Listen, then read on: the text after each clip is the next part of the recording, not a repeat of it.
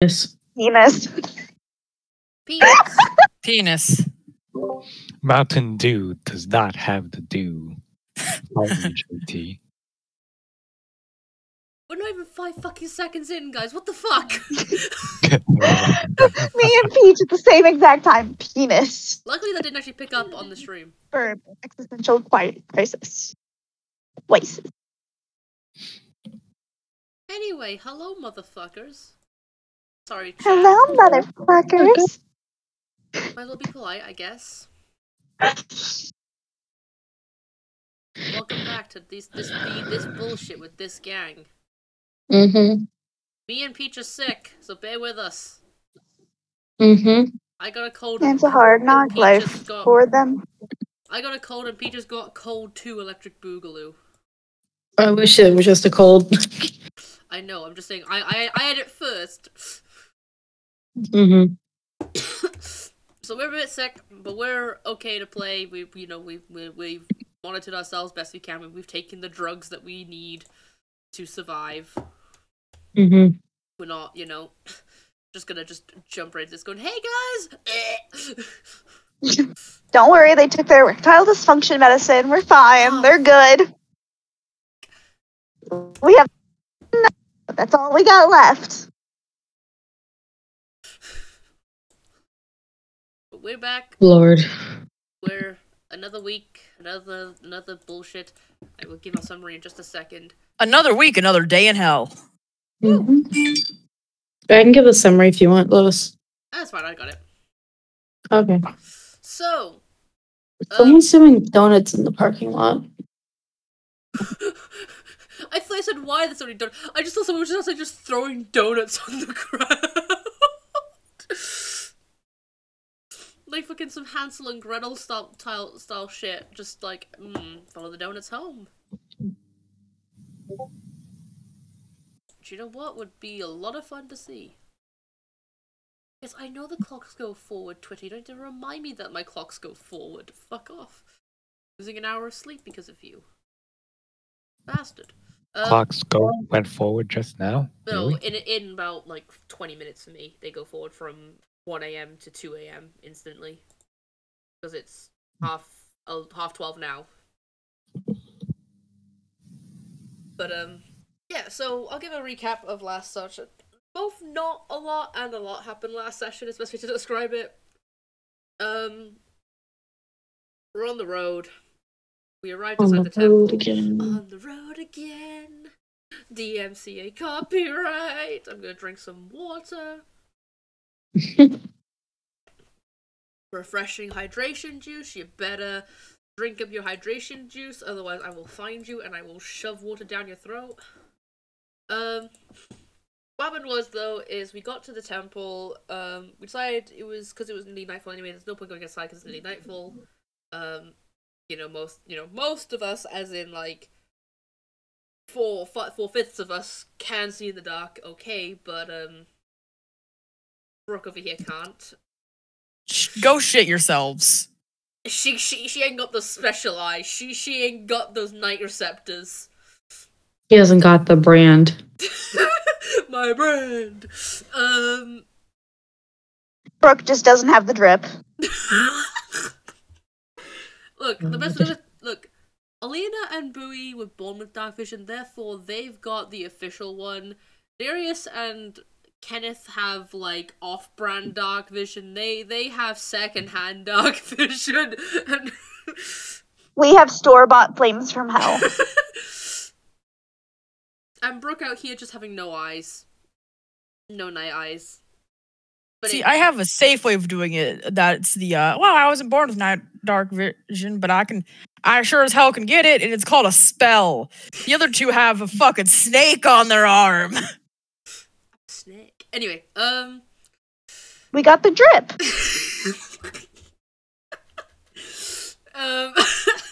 Anyway, so we got to the temple, so we decided it'd be easier just to camp outside for the sake of our safety and sanity, because we're not, then just going everything in the nighttime, because ew, nighttime sucks ass. Alina had a nightmare. during the night, which Darius happened to be taking watch at the time, woke her up. Those two kind of had a little conversation. By her request to kind of like distract herself from just what had happened is like a, you know, get her mind off the situation. They went back. Well, Elena decided to take over watch after that because she was already kind of awake enough to carry on. Darius went to sleep. Everyone woke up. Went to the temple. Elena used her blood to open up the temple door twice, in 2 places. Well, the temple found nothing of real value or interest. Most of it was kind of well kept, but not well kept, but empty. As in, like, no monster decided to take residence up in here. It was actually rather safe. And then we went through another door, which required Alina's bow, the magic on her bow, as well as more of her blood. Everyone got drawn towards the door. They don't really know why, and they opened it. And now everyone is stuck in a room with no escape. Hell yeah, let's fucking go. And that was where we ended off. I think I kind of summarized everything decently. Oh. Mm-hmm. Yay! I did it. Well, everyone who thinks we're gonna die, say I. I. You. AEIOU. And sometimes why? Why? Because. Why not? Oh, that's spooky music. Oh god. Oh no. I just need to do one thing before I transition over. I'm already. Hey, I guess I'm already transitioning in some way. Hey.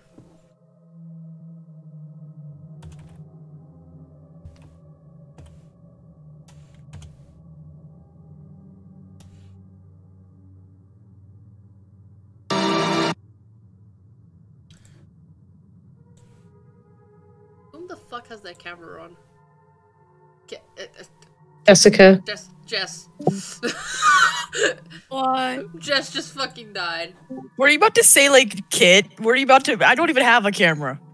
I don't know. I don't know who I was gonna say. Okay.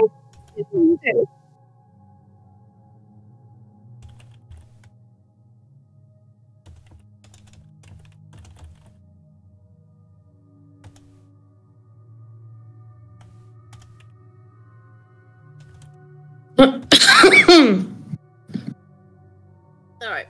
Let me also just mute this channel, because it's just the bot channel left, right? I don't see anything. Yes, good. Let me just transition.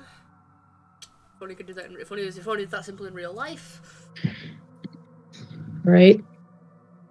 If only I could just at the click of a button just go, yes, now I have a penis. Even though I don't have bottom dysphoria. Yes, no. Yay. No, I'm like, yes, tits removed. Consider this: there would be more merit to the phrase "suck my dick." God. Yes, I wish I could just press a button and then click. This is the Calamus party, everyone. We're all adults other than Kit. Piss off. Are we sure the adults are adults? No, we're best way to say it, the people who have reached adulthood are actually people who reached adulthood way too fast and are now regressing their age as time goes on. We're Gen Z. Yeah. What do you expect? Stop calling me out, Lois. We're Gen Z. What do you expect? All right. You know, I enjoy this group because I can go back to being the youngest instead of being one of the older ones in another friend group, and I don't like that responsibility. 1, 2. I'm thinking everyone but Lois has to pick a number between 1 and 10. 4.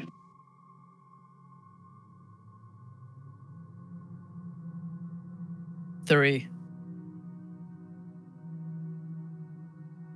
Herb, JT.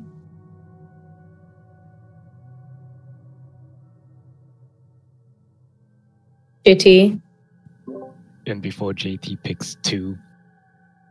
Damn.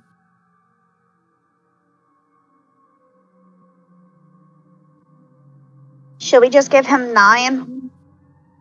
No. All right. Since you have the first highest number, Jessica, we're starting with you. Oh, Fuck. Oh, Okay, let me get situated. You know me, I have to take notes. JT, pick a number between 1 and 10, please. Oh, look at that. It's JT that gets to go first.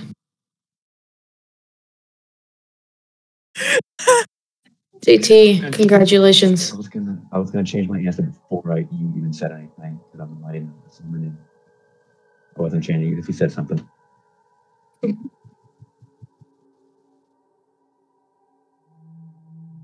JT, you're going first. I swear to check out I'll cock your fuck. That'll be fine. All right. Well, I'm gonna be the Do you need a moment to prepare yourself, or are you ready to go? I'm prepared. Do you want me to go with someone else first? I can do it. If anyone's wanting to go first, because I would appreciate them. We'll go first if you guys want time to prepare. I can force someone else to go first if you need a moment. It's not necessary. If someone's been preparing all week. Jessica, congratulations. I would have just said had JT pick Jess, is somebody, this but better now? okay. Yes, you Yes, are. JT. Okay, I moved my cat finish. This thing is so weird. All right, we're gonna have Lois. We're gonna have Jessica go first. JT, you're running up next. Gotcha. It's my Rock, man. Phil, Bryn, JT, Lois, Jess. There we go.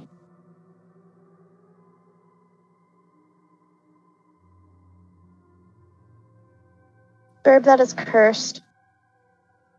Will I need roll 20? No. Cool. That's one less screen I have to understand. Most one you want to see all the trees I drew them in it.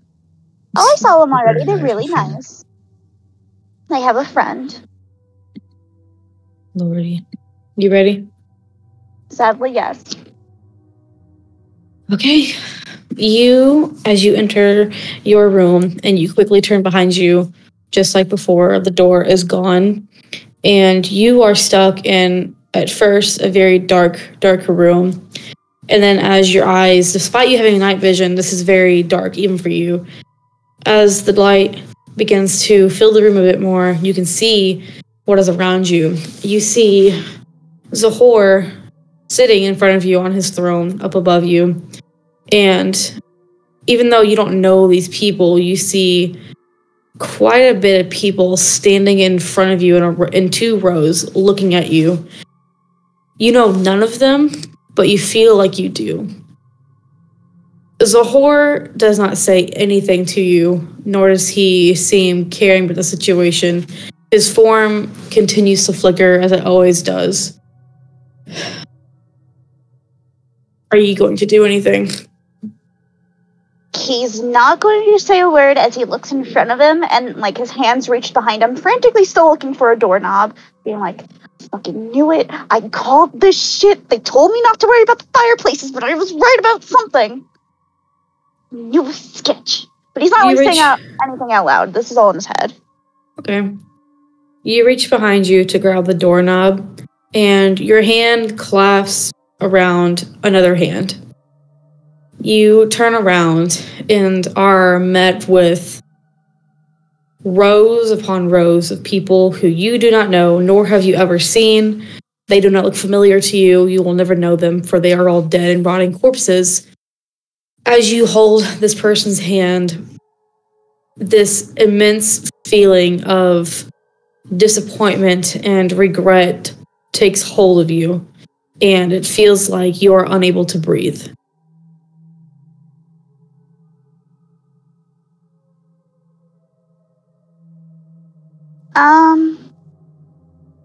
Well, at the touch of feeling another hand that he grabs, he's going to jump.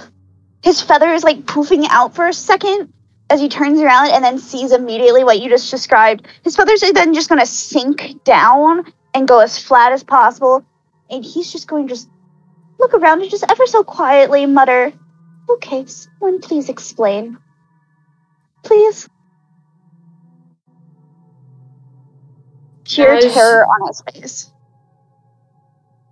As you open your mouth to speak, you, despite having your back curling to Zahor and unable to see him, you have this sneaking suspicion that he is grinning or smirking, and all of the people that were behind you in the 2 rows that you feel like you know all began to laugh at you. And without you being able to turn around to look at any of them that are laughing, you feel multiple hands on your back, and they push you forward into this group of the undead. No one attacks you. No one tries to grab you. Instead, what was before laughter and silence, your ears are now filled with screams of people being burned alive. With a snap from someone's fingers, you're not sure if it was a whore or somebody else. Flames ignite around you, and you find yourself in the large fireplace in Zahor's office. Is he feeling any pain? You are feeling immense pain.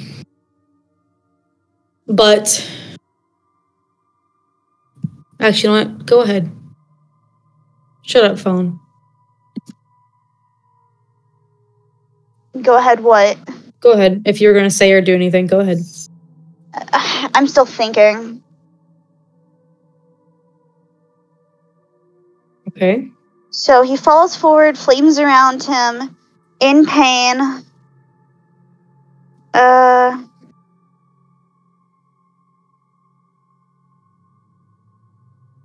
Okay. Do you want me to come back to you?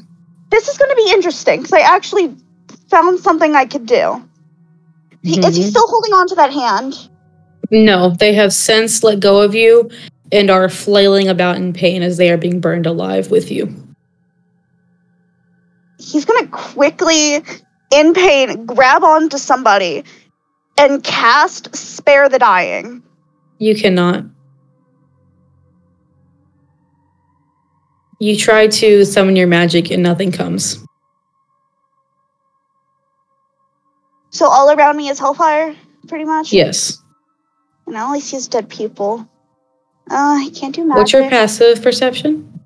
20. Okay. Through your pain from being burned and your feeling of regret and disappointment with your life, you see out of the corner of your eye glowing green light. If you turn your head, are you going to? Ever so slightly. Okay. You see on a wall to your right, written in a language called Orin, which is the language of the bird people, which is what you are.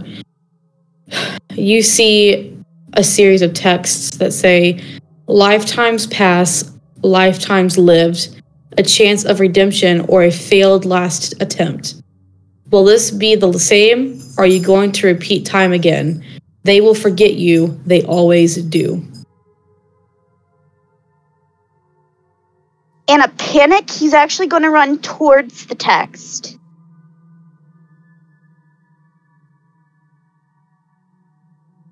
Because I'm guessing it's on like a wall or something. It's carved into a wall. So he's going to run towards the text, and in this pain, he's just going to like start touching the wall, trying to find anything that could even resemble an exit. Okay. I'm going to leave you there, and we'll jump to somebody else. Okay. JT, are you ready? Also, really quick, can you DM me what you just said? I put it in helpful things.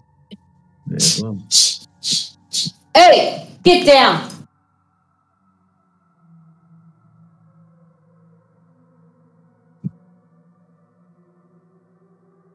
All right.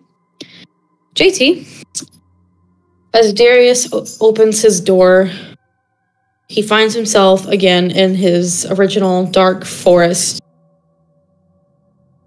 At first, with the same with Kenneth, it's completely dark. You only see the silhouette of the trees.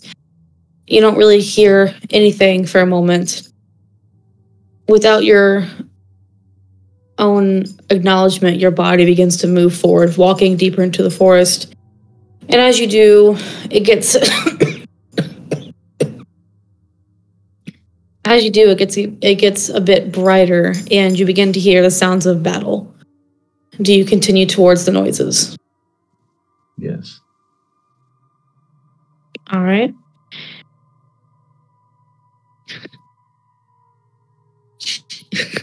Sorry, I'm laughing at my cat.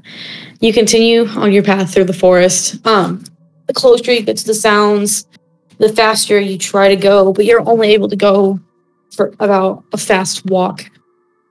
As it comes difficult to walk, as the path you are walking on is strewn about with blood and body parts. You come to a clearing, and you see mangled bodies all around you being torn apart by wargs.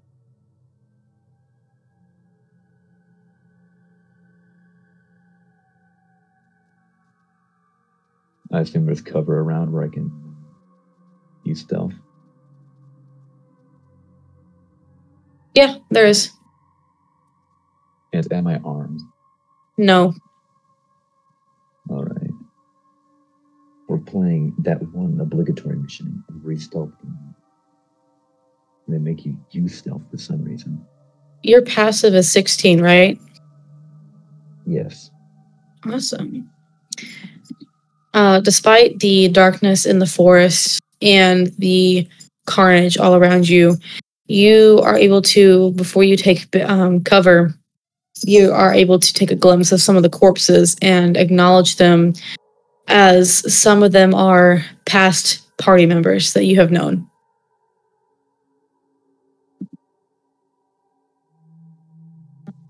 That's pretty scarring, but I am a man of focus and determination, and I've got far greater things to worry about. I would like to attempt to hide behind some of the trees and scooch on further. I'm going to try and continue along the path I was going without being seen by the wards. Okay. You continue on, and as you are getting farther from this clearing, the sounds of corpses being torn apart get quieter and quieter until you're left in complete quiet, no insects, nothing. You continue on the path and end up coming upon a new clearing in the trees. There are still multiple bodies strewn all over the place. Many of them are rotting, and there are flies and maggots mingled in with the corpses. Again, you are able to recognize at least one body as one of your old compatriots, but you see no wargs. It is completely quiet.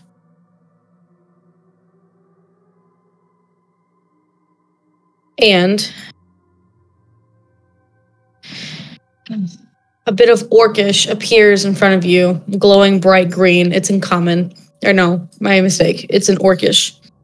And it says, "Can you stand up and fight or run away? Will you take something head on, or will you suffer the same fate? Will you leave those with you now to their fate, or are you a protector or a coward?"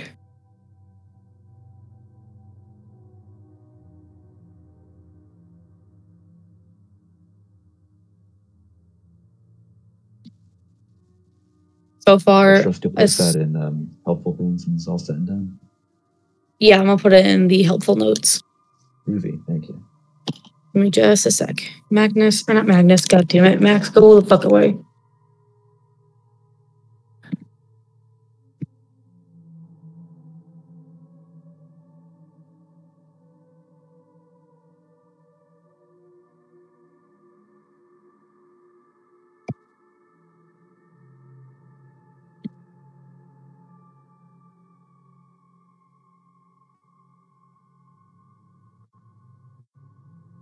Do you do anything? I make a Mortal Kombat 11 reference. Well, fine. What's it to you?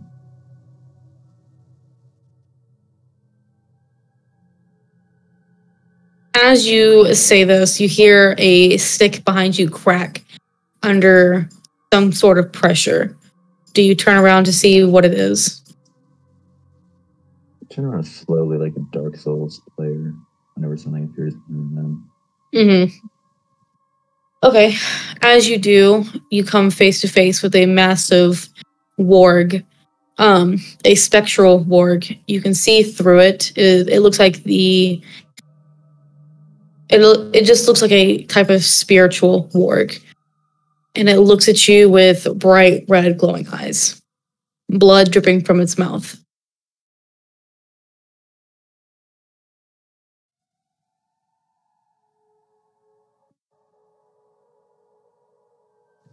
Allow me a moment to think.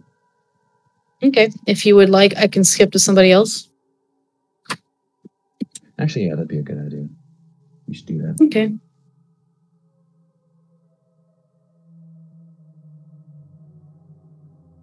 Give me just a moment. Who rolled the second highest? Who was it?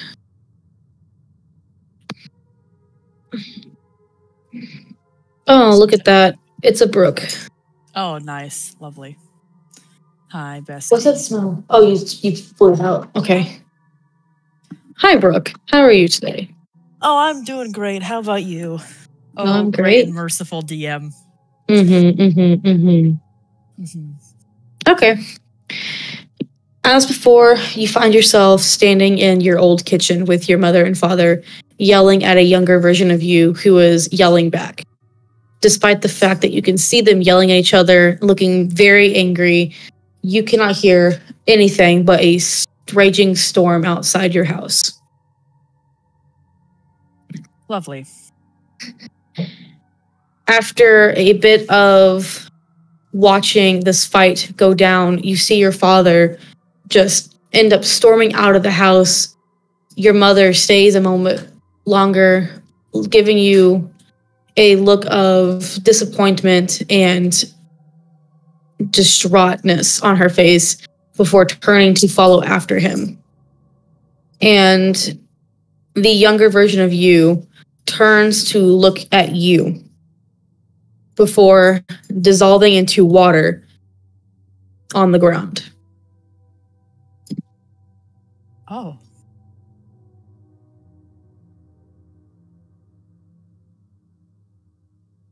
Well, that's fucked. Huh.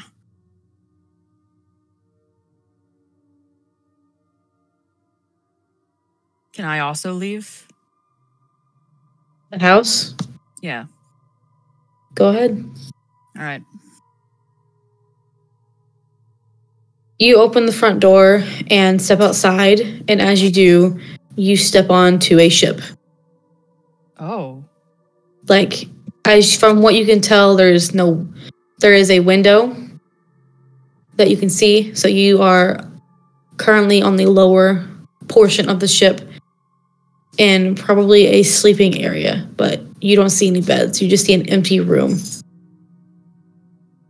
There is no door for you to escape.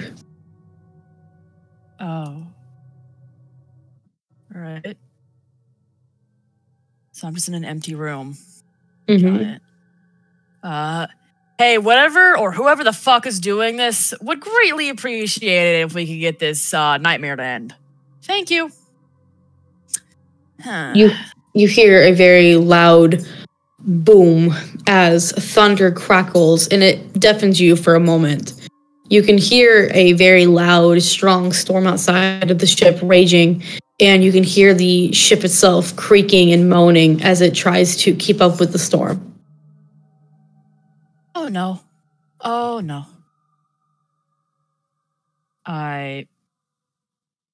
Oh shit. Is there anything I could do? There's nothing I do. I'm in an empty room. There's no escape. Ooh, fuck.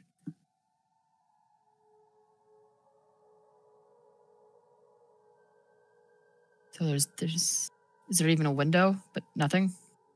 There's a window. There's a It's like a window. little port. You know those little small circular windows they put on ships? Is it big enough for me to get out of it? No. Fuck. I'm just gonna stare out at the window.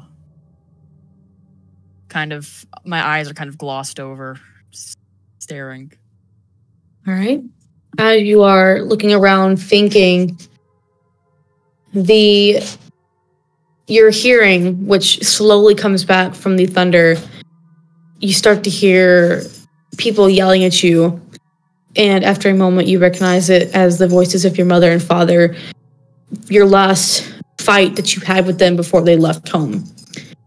You are unable to respond. All you can do is, in your left ear, you hear your mother, and your right, you hear your father just screaming at you. And after a moment, their words that you know was your last conversation with them twist, and they begin to yell at you about how disappointed they are and how they expected more out of you. And then for a moment, they stop as thunder interrupts their screaming at you.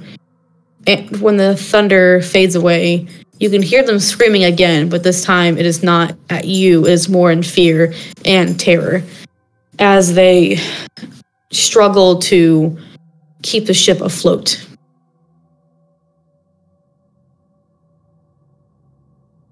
Wasn't here before. And I'm gonna kind of look around, see if I can spot them anywhere. Am I still just trapped? You are still trapped, but as you begin looking around, as you begin looking around for any way out, you see on a wall behind you, as you are turning, it begins bright green glowing letters begin to form in the primordial language, and the sentence reads, "A violent storm can drown any and all. The eye of the storm is the calmest and most dangerous part. Peace and harmony is needed to continue."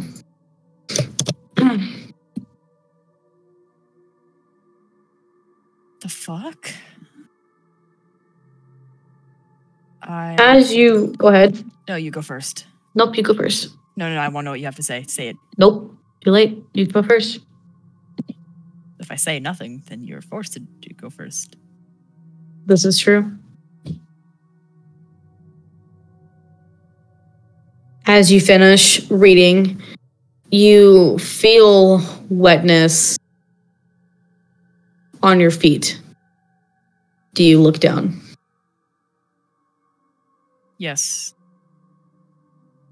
You finish reading your text and then almost immediately feel water on your feet. Your head snaps down and you see the room is slowly filling with water.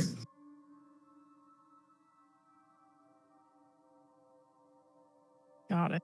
And when I say slowly, I don't really mean slowly. I mean, as you watch it, as you first looked at it, it was over your feet. And then it's halfway up your calves and it's quickly rising.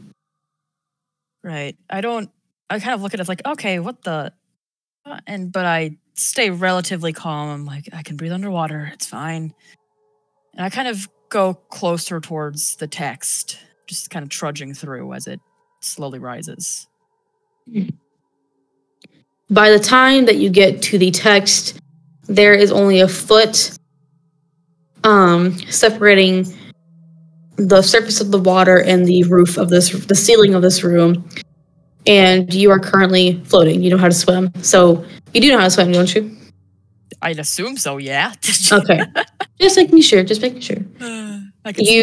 You are swimming, so you're keeping yourself afloat. Do you do anything before the water covers you? I'll let it just completely go over my head. I'm comfortable underwater anyway. Kind of look at the text now, just completely suspended in water.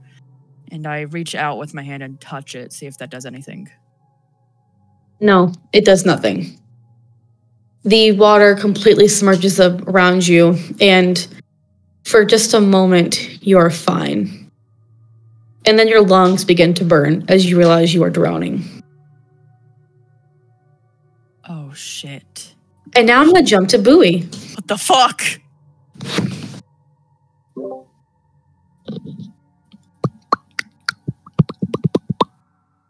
Hello, bird. Yes. It is I. Totally not a skinwalker. Okay, I gotta turn down the music, Pat. Dear Lord.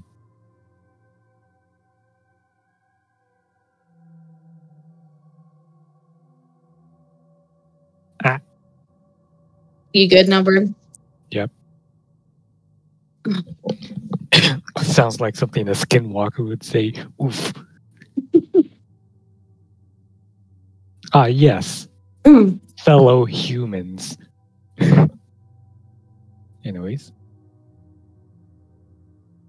Lordy, lordy.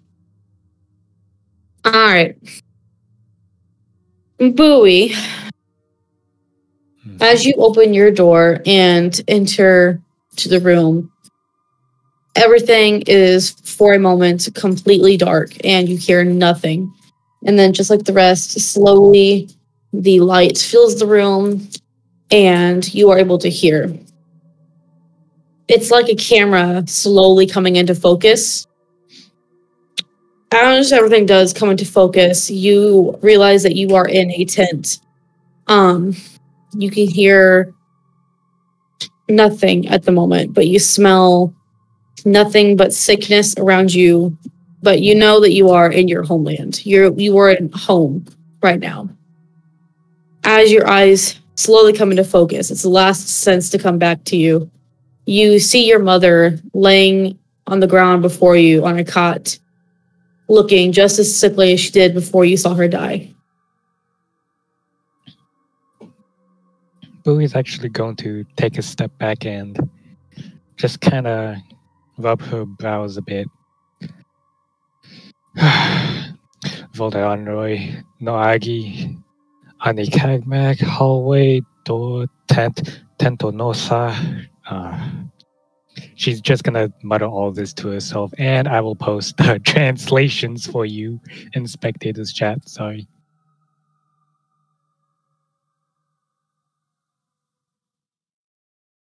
But she is going to look around, specifically where she's at in the memory as well as herself, to see if she's, changed or not. You look like you did when you last saw your mother. So whatever garb you were wearing, whatever weapons you had with you at that moment, you look the exact same as you did before you left. So, basically, almost nothing but white tatters because she wasn't, big enough to fit her current garb that she wore. Mm-hmm. So, yikes. We're doing this shit again, aren't we?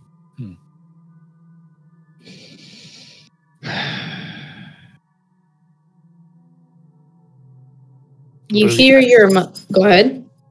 Boo's just gonna sigh and just start thinking this is like she's thinking this logically, like this is some kind of test because she knows, or quote unquote knows, that this is some kind of hallucination or a dream because she was just walking with the group just a few moments ago, but now it's just like yikes.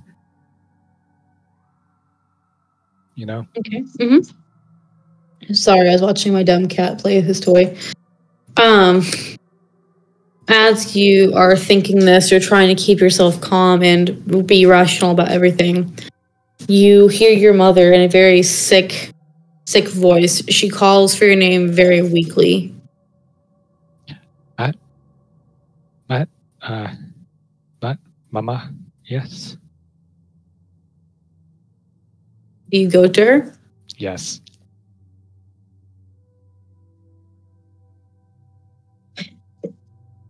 Okay. Her eyes slowly open as she tries to grab one of your paws in hers, but she can't see. As she opens her eyes to look at you, her eyes seem unfazed. There's something hazy about her eyes, no cataracts, nothing. But she doesn't quite see you. It's like she's looking through you. And she just keeps saying your name over and over again.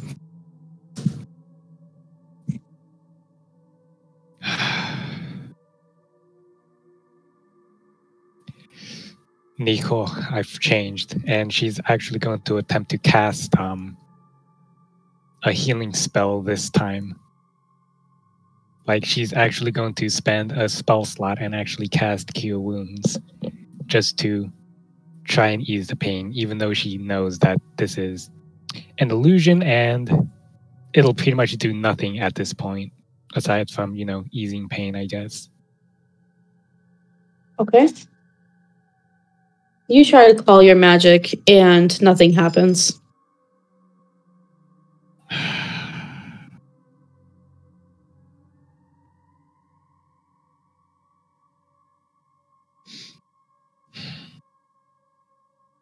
Well, Bowie basically has to live through this memory over again, but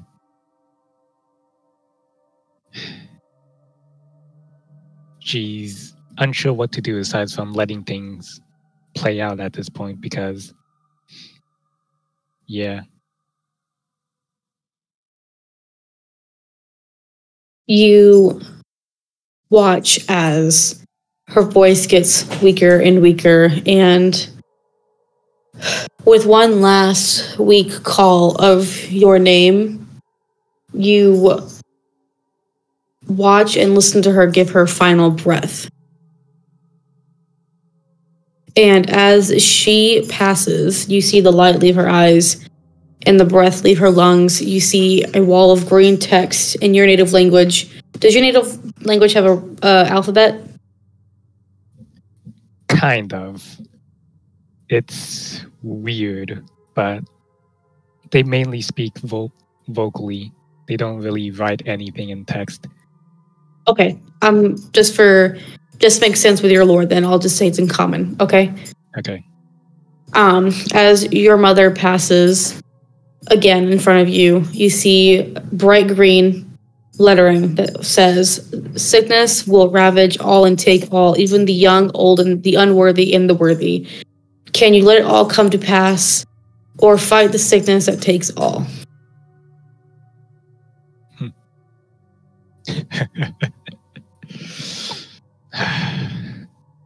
Temples and your tests and stuff.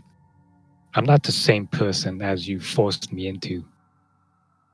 Nico, Velda Anoi, Kosa Ni. I've changed by the ancestors. Come at me.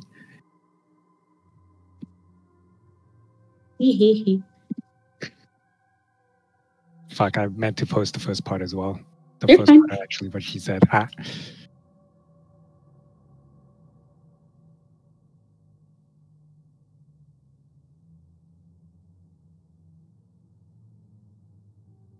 All right. Are you going to do anything after you say that? Everyone else, no. I'm gonna throw hands. Oof. Yes, she is. Bowie is actually gonna do something, which is what she actually didn't do during this memory, because she would before she just cried and stuff like that, mourning the loss of her mother, wallowing in self-pity, so to speak. But this time she's actually going to go through proper burial rites that she remembers, closing her eyes, making sure that her mother looks noble, along with laying their weapons right beside them. Because, yeah.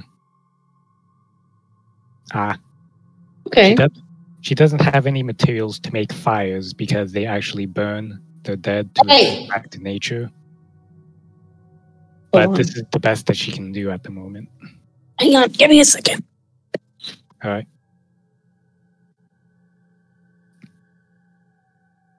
Go on.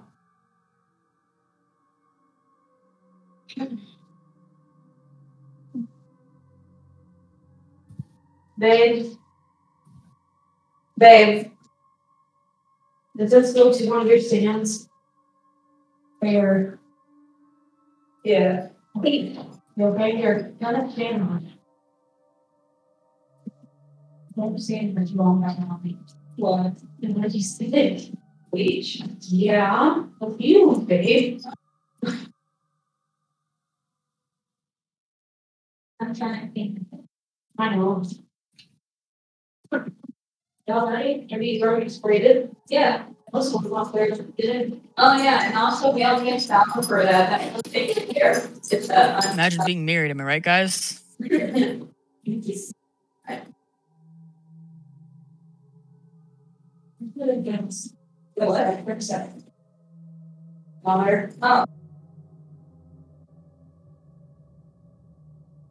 Yeah.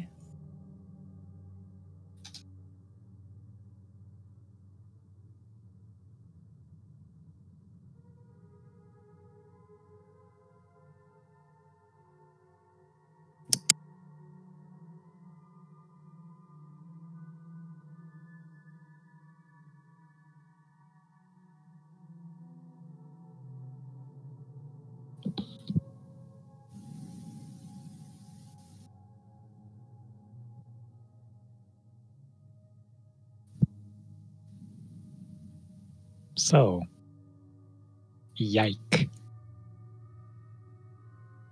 About that airplane food. So far, we have 2 emotional damages and then 2 physical damages. Let's Help! see how it continues. Help! Help. We Help! got 1 on fire. We got 1 drowning. We got Darius They're being the Darius. exact opposite. What the fuck? Big tyke. Yeek. Yike. Emotional damage. Damage. Your arrogance was your undoing. This is a prison of your own design. You saw water filling your room and figured it was safe. Oof. Why is that poetic? It's like super poetic. I don't know. Ask JT. At least you didn't grab onto a corpse's hand. I can get even more poetic. Oh God.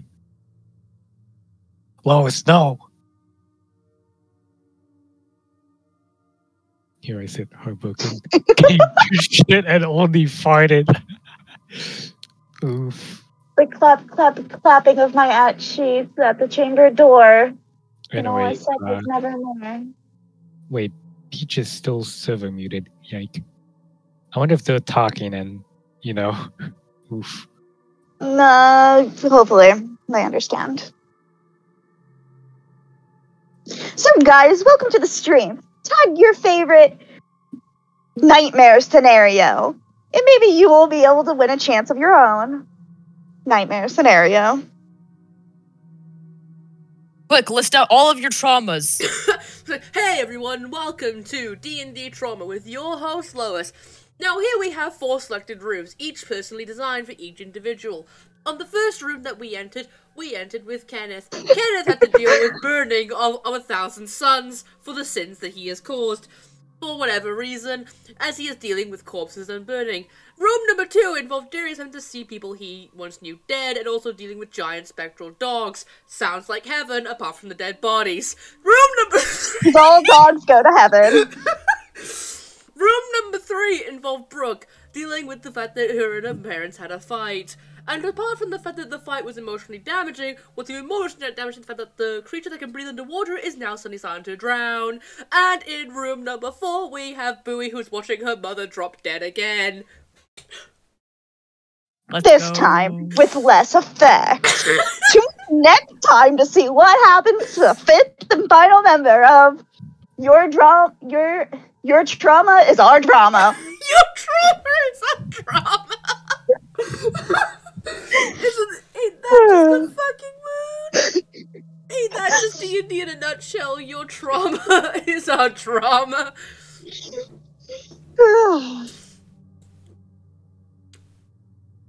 Tag your favorite trauma and enter for a chance to win JT coming to your place. Making your own personal hell. McKinley just put in the chat. I thought sessions usually last already up to 4 hours. Do we have time for that for listing out all the traumas that everyone's gone through? It all started before I was born. Pal, even before I was conceived, I knew what life would lay before me. temple rune room used psychic buoy. It was not very effective. Kenneth tried to use heal your way into a loophole. It was not effective. Darius tried stare down. We still don't know the effect yet. But yeah. But yeah, Bowie was really mentally prepared compared to the rest of you guys, dear lord. Hey, But how am I supposed to deal with drowning when I am the one who can breathe underwater? Hey, you say that. Kenneth was physically checked before this happened. And everybody told him, oh, don't worry, Kenneth, you'll be okay. Who's burning now?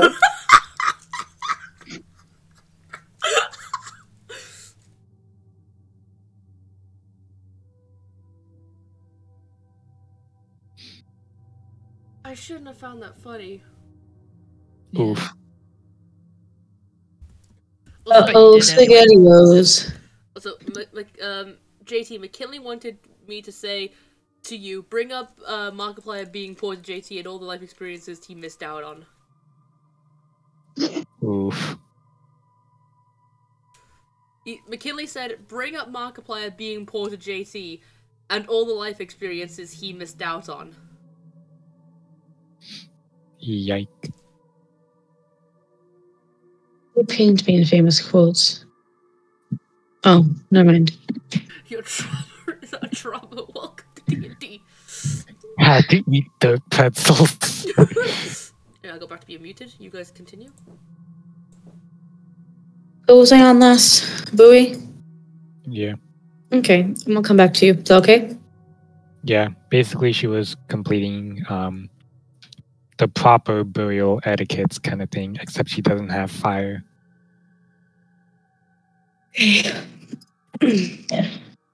Because Also- she didn't do that last time. Ah. Yeah. Okay. Also, thank you for whoever super muted me.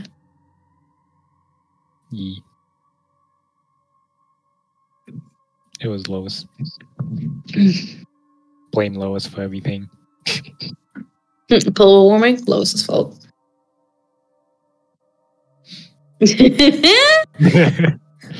were too poor to have a lot. Oof. Dear Lord. All right. Alrighty. Oh, whoops, I turned that on. All right. We're going to go back to...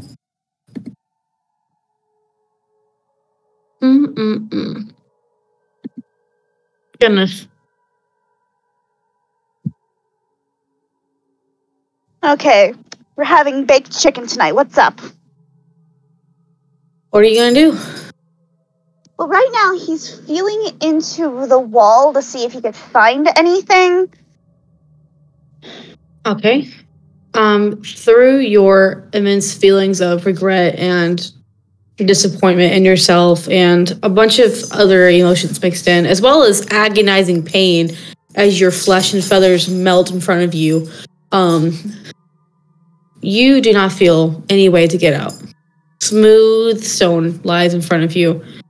The letters are the only thing there.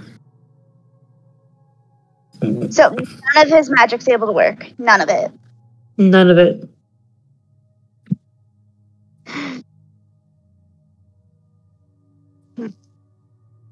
Do me a favor. Okay. Roll perception with disadvantage.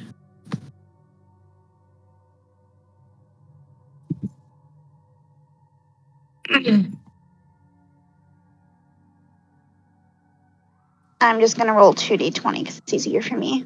Okay. Babe, he's playing with your ball. That's what she said. God, I swear I don't have a cat, I have a dog. 17 was my lowest. Okay. Wait, 27. Okay. You have a 27. Okay. For some other reason, you're not really sure. You feel compelled to look out back onto the outside where you had originally been with Sahor and the 2 rows of people that you feel like are familiar. You look a bit closer and see a female kinku who is looking at you, her head tilted, a perplexed look on her face, as if she's trying to remember who you are. You feel like she's familiar to you, but you're not sure why. In all of this immense pain and everything, as this is happening, he's seeing that as his only sort of comfort. So just through all this pain, he's just going to run and just try his best just to hug her. Just wanting some sort of comfort in all of this chaos. All right, you do that. You run as much as you can. You end up tripping a few times and falling, deciding to army crawl for a foot or two before getting back up and attempting to go again as you trip over bodies that are alive on the floor. They're just in too much pain to move. And you're being pushed and shoved by the others around you that are burning. Eventually, you do, in fact, get to the edge of the fireplace where a wrought iron gate awaits you. And it is the only thing between you and the outside. It goes from the floor to the ceiling, which is hundreds of feet tall, by the way. Quite large. She's standing... Okay, sorry. She's standing at the gate looking at you. Again, a perplexed look on her face, and you can see on your side the iron is glowing red, as it is much too hot for anyone to ever want to touch. And she raises both of her hands and places them on her side of the gate, and on one hand you see a ring. As soon as the bars come into his vision and he realizes the situation, in this panic for just any familiar comfort and seeing that ring, he reaches for his very old necklace that came from his very first life, his only memento. Yeah, memento that he had. He's going to take it and then just toss it through to her. Because he doesn't know who this is, but he feels that familiar bond, and he's just like, this is only comfort. Maybe if I could just help her, I could help myself, because at this point, he doesn't know what else to do. So he takes that necklace and throws it through the bar to her, knowing that he can't touch the bars.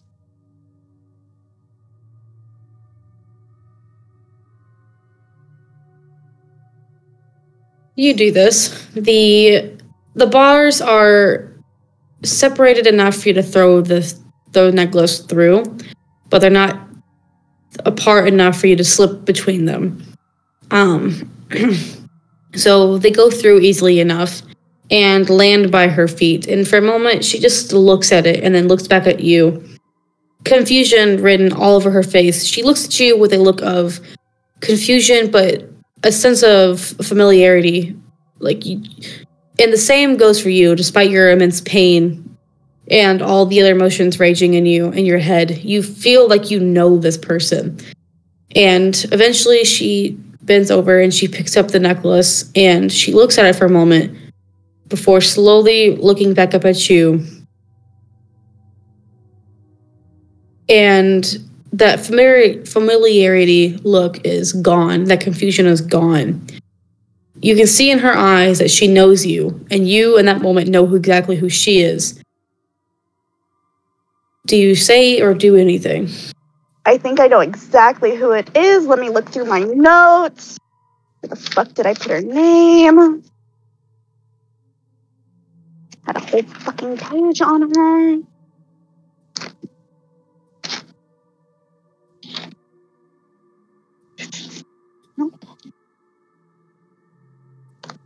He just shouts, "I'm sorry, Elizabeth," as he just tries not to crumble in pain. He's touching the only part of the wall that's not glowing red, as he just looks at her with the biggest sadness on his face, with just all of this pain. All he's able to really mutter, because words aren't coming to him, is, "I'm sorry, Elizabeth." Because clearly, it's his wife.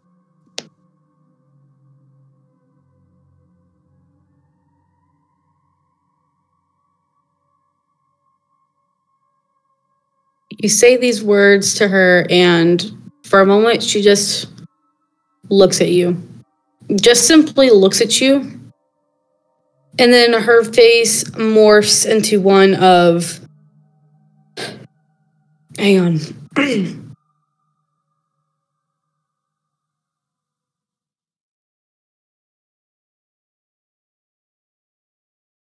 Into one of disappointment and anger.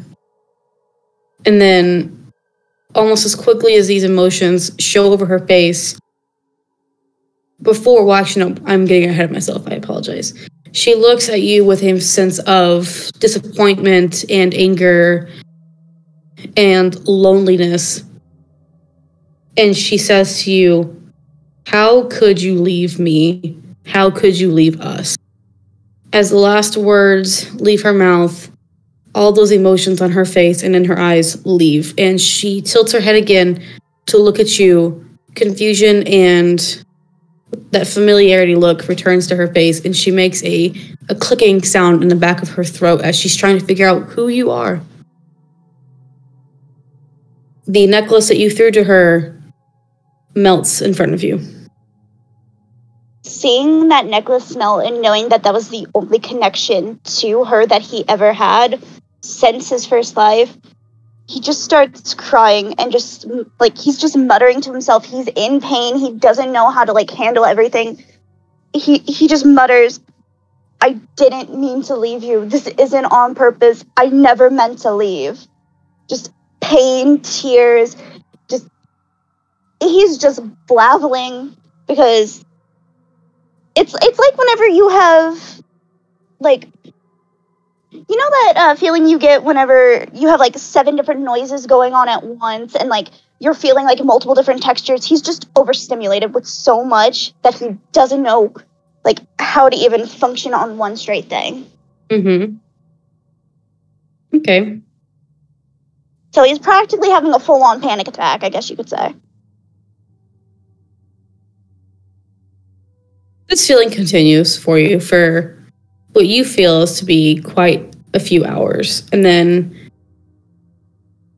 almost as soon as it begins, well, for you, it feels like a lifetime, hours, a lifetime, forever, all of that. It's how long it feels for you before it just stops. All these sounds of people screaming and wailing and crying and sobbing, it's gone. The fire crackling, the smell of smoke and burning flesh is gone.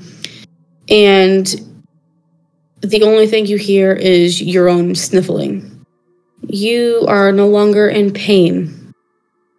And instead, you find yourself outside of the fireplace, kneeling on the ground, still sobbing as you were before what you think is the horror, as the face is a bit blurry, but the 2 columns of people, including the one that you know as your wife, is surrounding you, looking at you with the same sense of confusion and familiarity. As, like, everything finally starts to calm down and he's finally just able to think, he takes a few moments to catch his non-existent breath, and then he just looks up at all of them and just says, "I'm sorry. I don't know what I did to make this happen. I'm trying to fix it, but I've never meant to forget any of you." And, like, he's staying on the ground, his hands, like, touching it, just knowing that there's nothing he could say to make up for the generations of him having to abandon his family for like, constantly coming back and forth into life.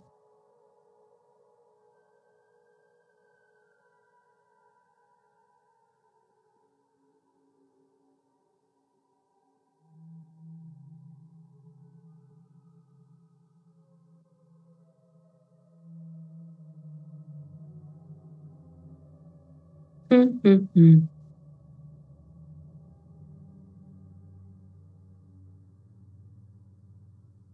You say this, and are you looking at any of them, or are your eyes on the ground? he's looking up at all of them. Like, he's, like, looking up. He's staying, like, physically on the ground. Because after what just happened, he doesn't want to move. Okay. He's still realizing, I'm not in pain, but, like, he looks up and his head's, like, moving, looking at all of them as, like, a kid is when, like, sitting down, looking up at, like, all the teachers and friends and whatnot. Okay. As these words leave your mouth, specifically the apology for forgetting them, a few of them blink as they look at you, just a few. And a woman, she is quite tall, and you realize that she is a Goliath. She stares down at you and mutters, Kenneth? The name is echoed around you, and the voices of the others that blinked. And slowly, all of the people around you begin to say your name, and it begins to echo and echo until it's just silent. Until it is silent, and the only one that is left is the voice of your wife, who just looks at you sadly and says,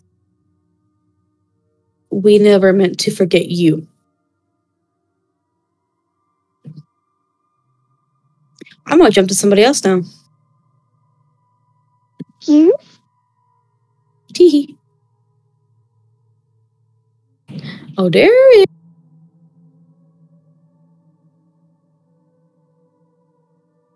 What? How are you doing? Amazing. Good, good, good. Okay. You are in a clearing surrounded by the mangled bodies of people you once knew. All you can smell is rotting corpses and the absolute death and decay around you. You're standing in blood. Your feet are, as you flex your toes, as you situate your standing to make yourself more solid where you are, your feet make a squelching sound in the very moist earth. And the spectral warg in front of you narrows its eyes and licks its lips as more blood continues to fall from its mouth. A hand falling out of its teeth. So how big is this thing? It's a little over, like, the size of a regular warg, but a bit bigger. Like, it's quite massive. So Not it's double. big, not really big.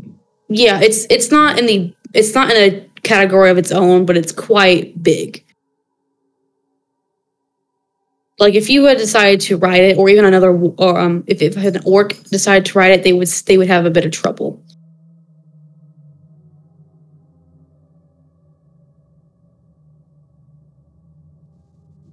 I'm going to.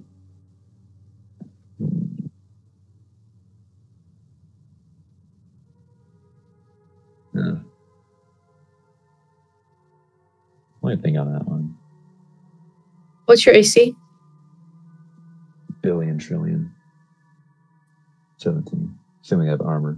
I believe it'd be 12 if I don't. Let me check. No, you have armor. Oh, in that case, 17. You have your armor, but you don't have any of your weapons. What the fuck? Dude, fuck off. My neighbor is ruining my atmosphere. How dare he? Okay. That is going to be a hit, by the way. The warg is going to immediately pounce forward and sink its teeth straight into your arm. And just like if it was a regular battle, you feel the immense pain in your arm from the teeth. Are there any weapons on the ground near me? No. Dead comrades. At the moment, you don't see them. Got 2 guns. How much damage do I take? Give me just a moment. You don't take any. You feel as if you do. It is quite painful. And as the warg moves away, you look at your arm to see the damage, but the only blood that's left behind is the blood that was from the warg's mouth. There is no puncture wounds. You're not bleeding. There's nothing there, but your arm is still in immense pain. I want to, honestly, did a good job making my decision for me. I'm gonna do a broken wing gambit, like punching, like it's hurting really badly. I'm sorry, I can't hear you. I'm gonna crouch down and clutch my arm like I'm in immense pain, but I want to take the ready to action. If the war comes in for another pass, I'm gonna pick up another corpse on the ground and I'll get at it. Okay.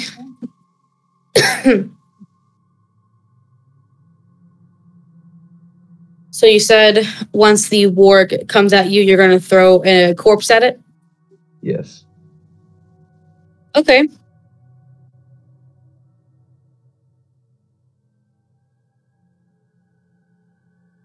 You go ahead and do that if you want. I'm not going to make you roll anything. The warg runs straight at you using all of his body weight to try and get to you. But it is stopped for a moment as the body that you throw at it passes through it. And it takes a moment to shake its head to orient itself again before it sinks its teeth into your shoulder, your right shoulder. And again, that sense of immense pain erupts from your shoulder, and the creature disappears before reappearing several feet in front of you. And once again, your blood is not on you, nor is there puncture wounds, but pain is still there.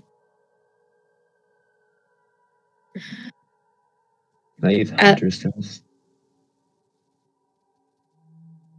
No.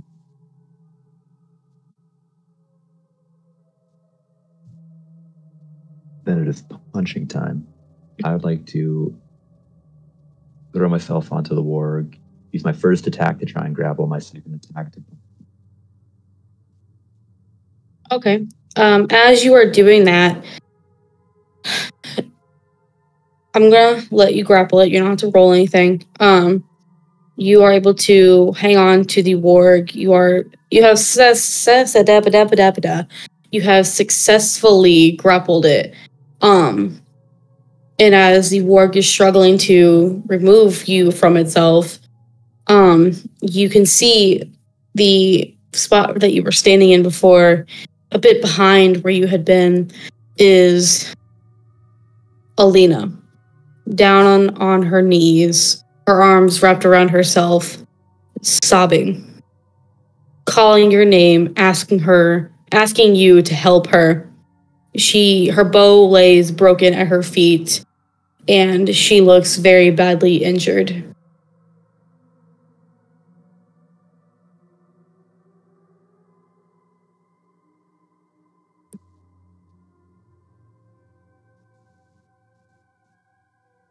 I'm gonna throw the warg, not directly at Alina, but close enough that I could keep an eye on it, basically. I'm not gonna throw it where it can get out of sight again. And then I'm gonna try and follow the breach and run over there in between them. Okay. You are successfully able to do this.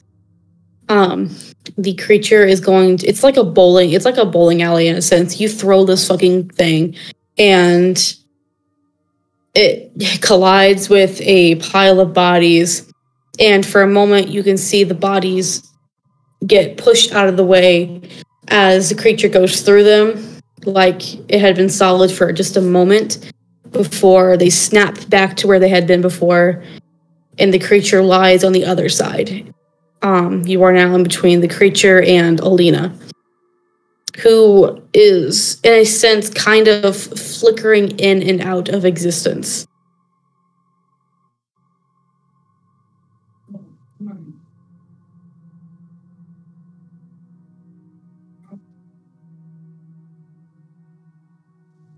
I'm just gonna keep waiting for an attack to come from the warg. If it gets back up, I'm gonna try and interpose myself.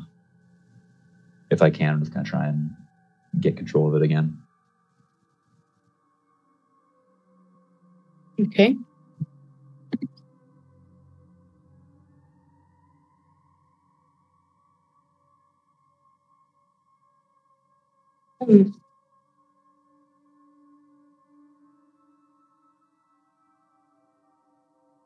Give me just a second.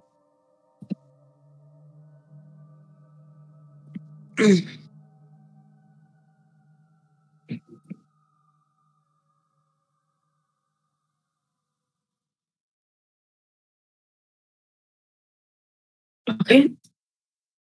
I'm gonna jump to someone else now, okay? Groovy. Oh, Brooke. Hey, bestie. What's poppin'? You're Fuck you, drowning. bitch.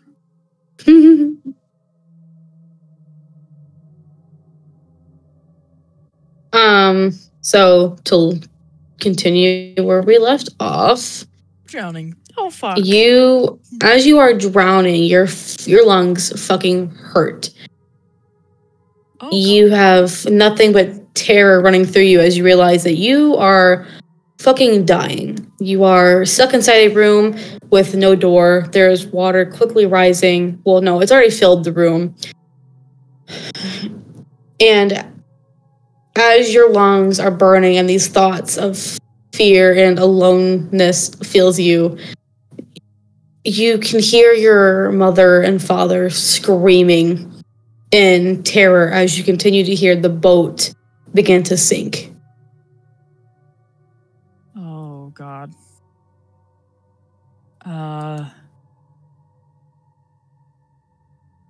I'm gonna punch the wall that the window's on. Like, try and break it down. Okay. Because I'm assuming that side's also underwater now. Yeah. Yeah, just punching it. Not gonna affect shit. Nope. Both sides are water. Mm-hmm. Can I break it down? You can roll an attack roll with disadvantage. Shit.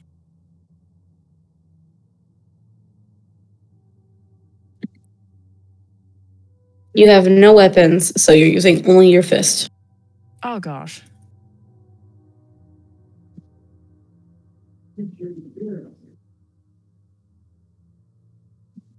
What even is my normal fist attack? Okay, that's a +5. That's not bad. 15.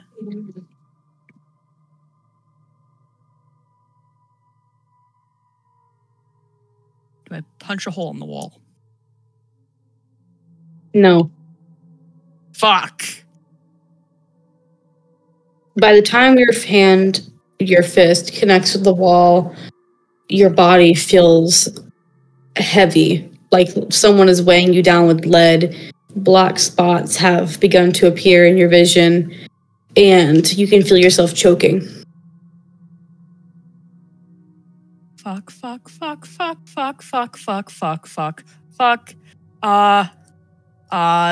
This probably won't work. Misty step. No. Fuck. Oh, shit. So what's going through your mind in this moment? Is it just fuck? It's genuine fuck of like, this is the first time I have felt what drowning feels like. And I could obviously recognize by now of, oh, this is what drowning's like. I don't like knowing what this is like. Help. Just constant, like, random thoughts of, I'm gonna die, like, not like this, like, things like that, of, I have to get out. Okay. That's the last thing you feel before everything slowly fades to black as the black spots take over your vision. And then suddenly you are lying on your back in a bone-dry room, and you give a gasping heave of air as you are alive.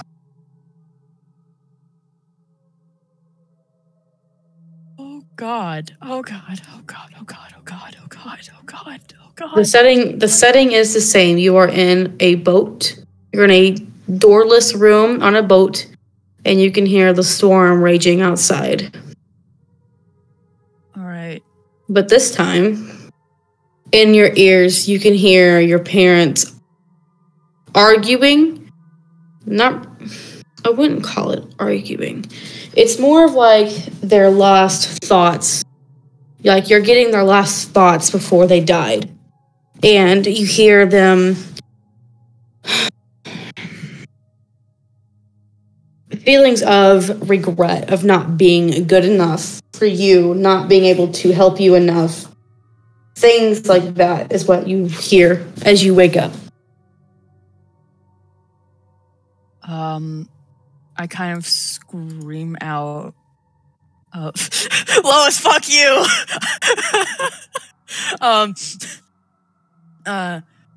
of scream out and, you weren't good enough. I was a bad kid, okay? Sure, you weren't perfect, but neither was I. I didn't help things either, and I'm still freaking out, and I'm going to try now break down with, yes, Brooks, you're so low as fuck you. Listen, piss off, you little shit. I'm going to now try and kick down where the door would be. Okay. Go ahead and roll. Just normally now? Uh-huh.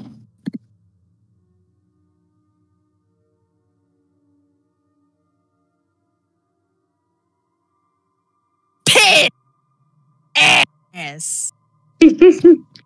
Nothing happens. Nothing happens. As your foot connects with the wall. Oh, welcome back. You missed Kit dying. Quite literally. Literally. Yeah. I'm fucking dead. As your foot connects with the wall, you hear the same boom of the thunder, and the boat begins to shake and moan. And then that same feeling as before hits your feet, and the room begins to fill with water again. Oh, no. Is the text still there? The text is still there. Do you want me to read it to you again? Nope, I can read it over. I look at it again quickly hold on. Violent storm can drown any and all. The eye of the storm is the calmest and most dangerous part. Peace and harmony is needed to continue. Fuck. Peace and harmony. Is that what it wants me to do? Is it want to be peaceful? I'm not a very peaceful person. Are you saying this out loud? Yes. Brooke? As Oh, Brooke, I love I'm that. saying this out loud. I love that. Continue. Storm can drown any and all.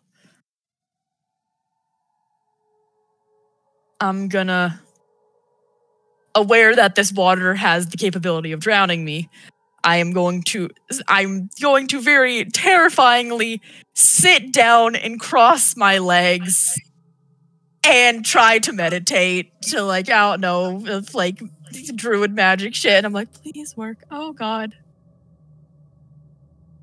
Like how I would normally do that kind of stuff, trying to get myself into a state of calm, even though I'm aware that I can't drown. The water's still rising, isn't it? You sit there. Babe, you made Max jump. As you sit there, you feel terrified as the water continues to rise and rise and rise until it is well above your head and it has filled the room completely. But unlike before, you are no longer drowning. You sit there in your meditative state and slowly open your eyes.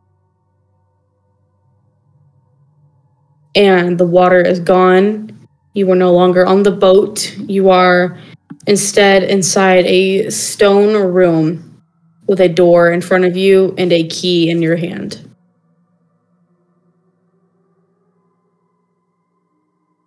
Okay.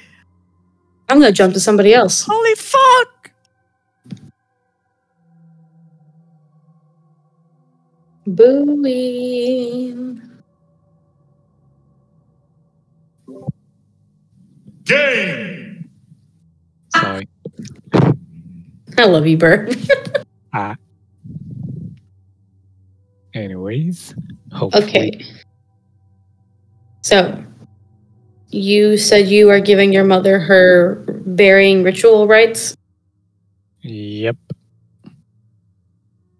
Okay.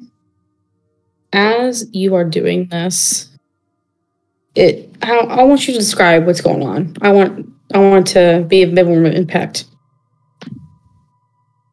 Basically, Bowie's doing her best to, make sure that her mother gets a proper burial and stuff like that, because she never did that.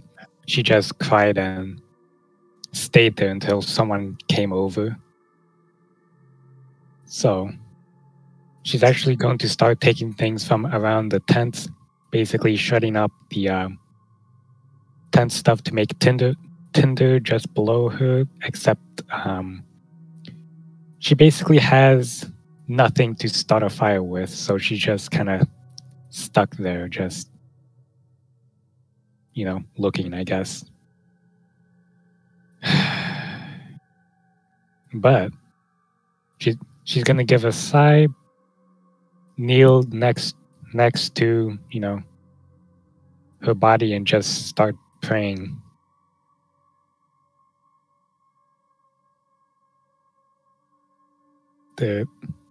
Sorry, it's just brain go mush.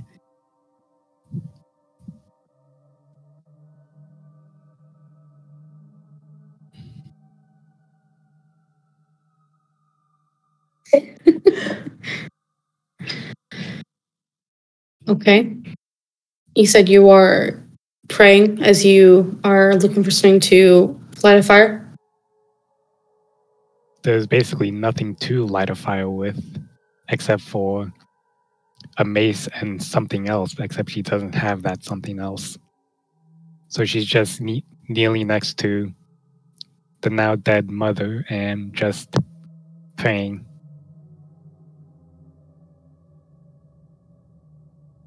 Okay. As you are sitting there praying to your ancestors over your mother's body, a sense of calm surrounds you, and you feel warmth and love and acceptance. And you feel the most warmth in your hands. Do you open your eyes?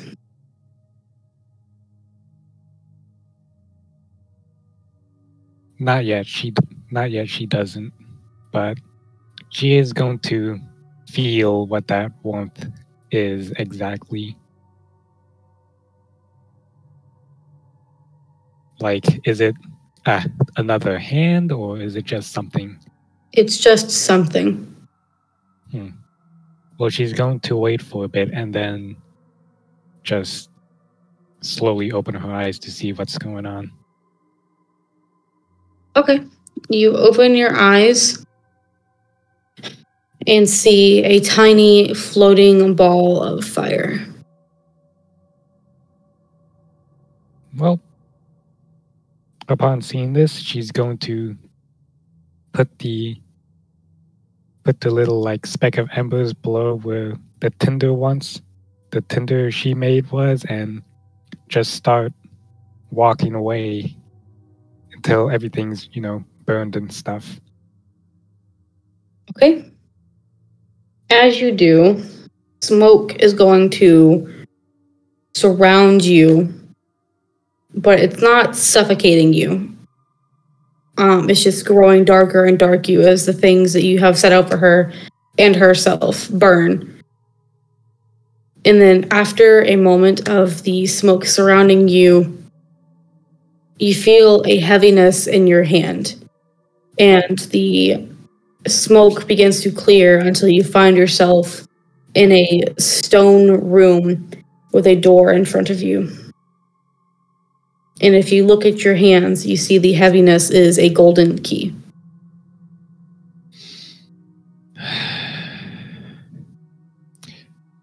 I've looked at this, Sewell. May we meet in the stars. And then she's gonna approach the stone door with the key that's somehow in her hands and just start going through the motions. At this point, she doesn't really give two shits. Oof. Okay, I'm gonna jump back to Kenneth.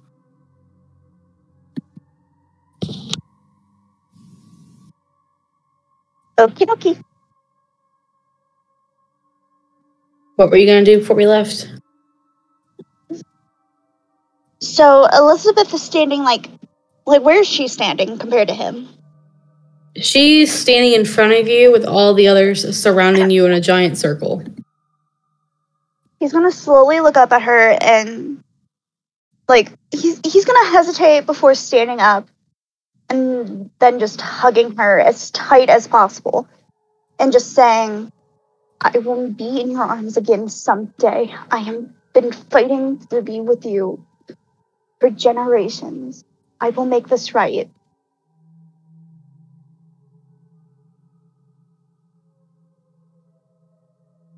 As you do this, that sense of pain and all the emotions that are going through you fade away, and you're left with a warm feeling around you. Not a painful one. It's more of like someone's hugging you.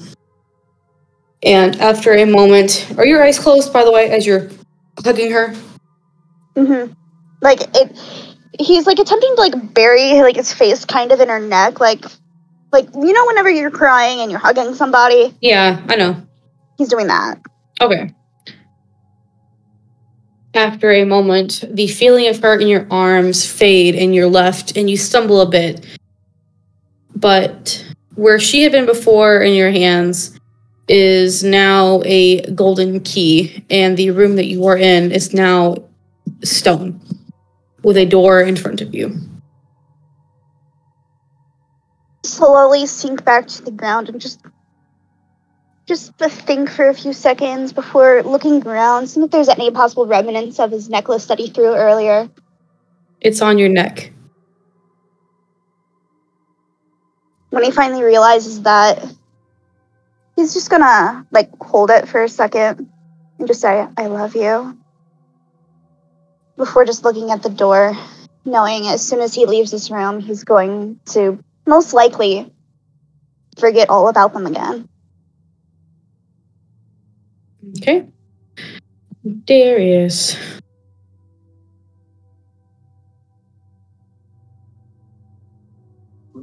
Yes. Last I left you were standing in front of a crying Alina and in front of a very angry warg, weren't you? Yes. Okay.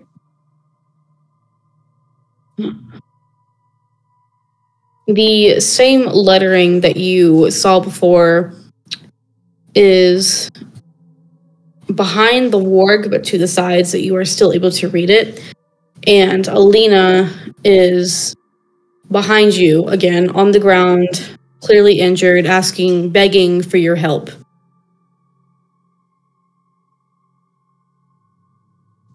Could you repeat that, please? Oh. Hold on a second. What was that? You dumbass. No. Sorry. Did you hear any of what I said? Yeah, I thought you said the golden lettering was back. Oh, sadness. Okay, yeah. The glowing green words are indeed back. They are behind the warg, but to the side, so you are still able to read them. The warg is staring at you with just a look of pure hatred and anger and hunger in its eyes. And Alina is on the ground behind you, begging for you to keep her safe.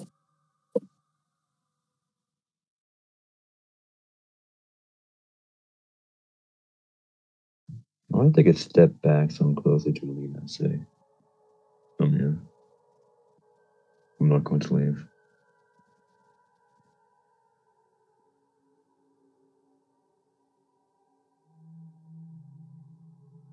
You said you scooted closer to her? Yes. Okay. As you do, the figure of the warg flickers a bit.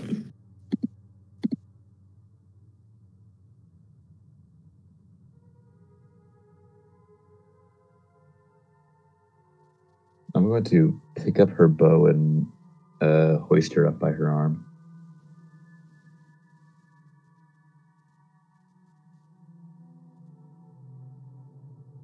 Okay.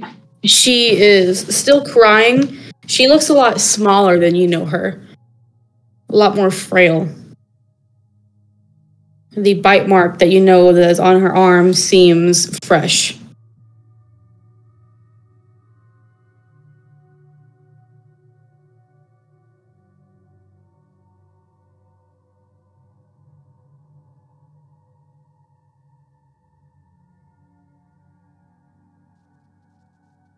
What happened to you?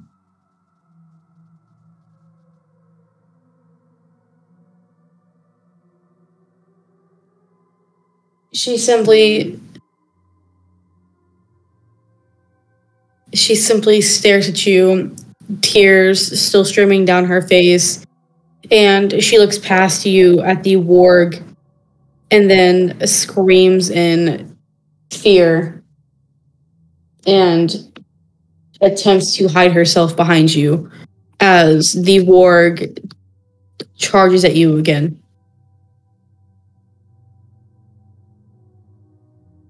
She's begging for you to help her. I'm just going to attack the warg, try and grapple it, and with my big, strong man muscles, throw it away. Okay. As the warg lands on the ground, Alina is back behind you, grabbing fistfuls of your cloak in her hands and burying her face in your back, begging you not to leave her, to please protect her. I'm not going to. You don't need to worry anymore. It's all right.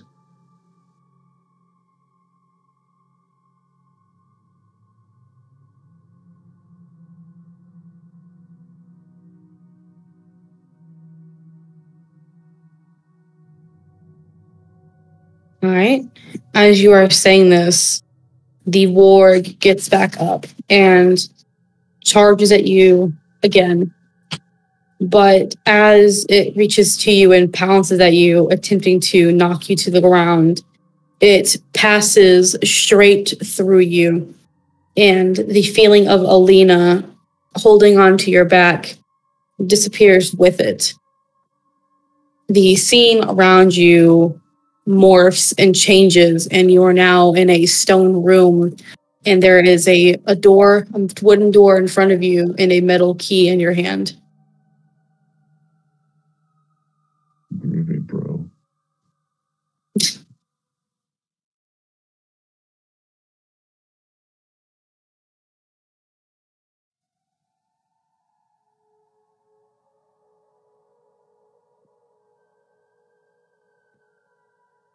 Yes, Kenneth passed his. So here's a question for all of you. What do you all do as the door and key appear? Bob's master. I opened the door.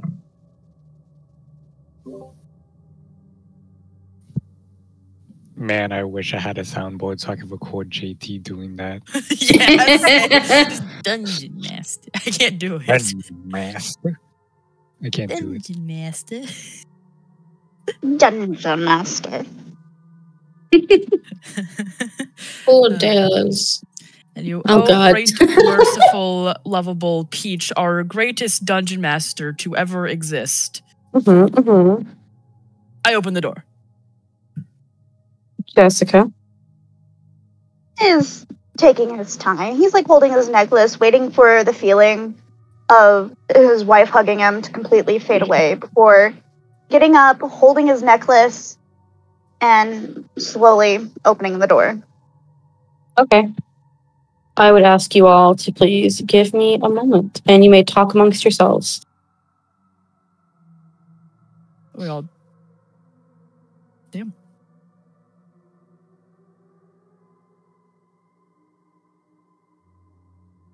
I'm trying to think of a joke. There is no joke. Well, I mean, there's you, so. Jesus fucking Christ. JT, I will not mention all the drama that the devs has been through, so yikes. 5 straight days, oof. Wait, what did you, there's a lot of drama regarding the two creators, so yeah, not on stream. Let's talk about the sponsor of this episode, our fans. Oh, the Roll20 went black. Thank you This for is tuning fine. in. Oh, yeah. Appreciate it. Yeah. Yeah. We're happy you're joining us today. Okay, Thank you, JT, I'm JT. sorry to interrupt you. You're really fucking quiet. I can't hear anything you're saying. I just hear mumbling. JT, we love you. I love you, but I Okay. can't hear you. I've turned up my Aw. mic so many times. My mic is so close, but I'm telling you, it's on your end. 'Cause I can't turn you up anymore on my end. You know what? How about I just do something that's completely big brain of me, okay? Turning Discord all the way up and then lowering everyone else down. Except for That's what I've done. See, Yes, but then I can't hear anybody else. see, I can't do that because I'm streaming. I gotta make sure that everyone's at a volume that's like streamable. Yeah. Yeah. So I gotta suffer with quiet JT, which I can deal with because I've been used to this shit for like 4 years now. So. Wait, JT, I will buy a new mic for you. What do you want, please? I want you to get better headphones so I can hear me talking at a normal volume with a mic that is right next to my face. JT, your mic barely picks up on your voice. Everyone else is fine. I'm using a pair of headphones that cost a decent, pretty penny. I can don't- hear JT just fine. It's all of I you. can't. Well, JT's fine right now because he's right against his mic. I can always hear I have not JT. moved my mic in a really long time. The fuck? only always have time JT I've at, like, had JT 200. repeat himself is because Mindy was making noise and I couldn't hear. You always have JT at 200. I can only have him at 100. I don't know how to go past 200 on mobile. The fuck? You can't go on mobile. Well, I know if I went to my laptop, you guys would want to kill me. So You have I have JT as much as literally, possible. you have literally admitted what I've been saying for years, that it's on your end. But it's not on my end though. So how do you explain me? You have bad ears. Like, you're fine now. I think it's also just the fact that as well we also had Pancake constantly in the background with also sound. That's fair as well, yeah. Oh, Jesus Christ. Which is fine. But yeah, Everything's fine. So, how was your guys? Who's DMing? How was your guys' personal hells? Good to know who's It was DMing. festive, if anything. I helped with some of them, not all of them. I helped with some of them. Yeah, Lois and I were texting each other the entire time, like, ah! Screaming. Like, I kind of knew the gist of some of them, but some of the stuff in them was also new for me. So I was just there like, wait, what the fuck? Can confirm. Yeah, I could confirm. I'm just glad Kenneth got to hug his wife again. Yep. I just wanted to break something, but no, I had to be peaceful. Billy was the only one who got, like, full-on closure, though. Damn. Yeah, let's be honest here. Holy shit, I'm still over here like, I know what drowning feels like now. That's not fun. Kenneth knows what it's like to be set on fire. For the second time. That's This not one's fun. worse. Okay, but like, consider this. A creature who is, supposed to be able to breathe underwater is drowning. Oh no. How do you think Kenneth felt when he fell into water and realized, why am I not breathing? How am I fine? Opposite center, that's funny.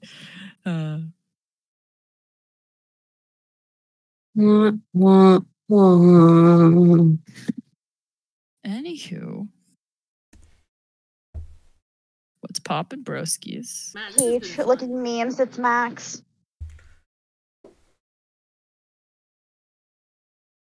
Father, I crave violence. Father, Now Father. Peach's cat is a Father, real I crave piece of shit. violence. Let me just go DM someone. Give me just a second.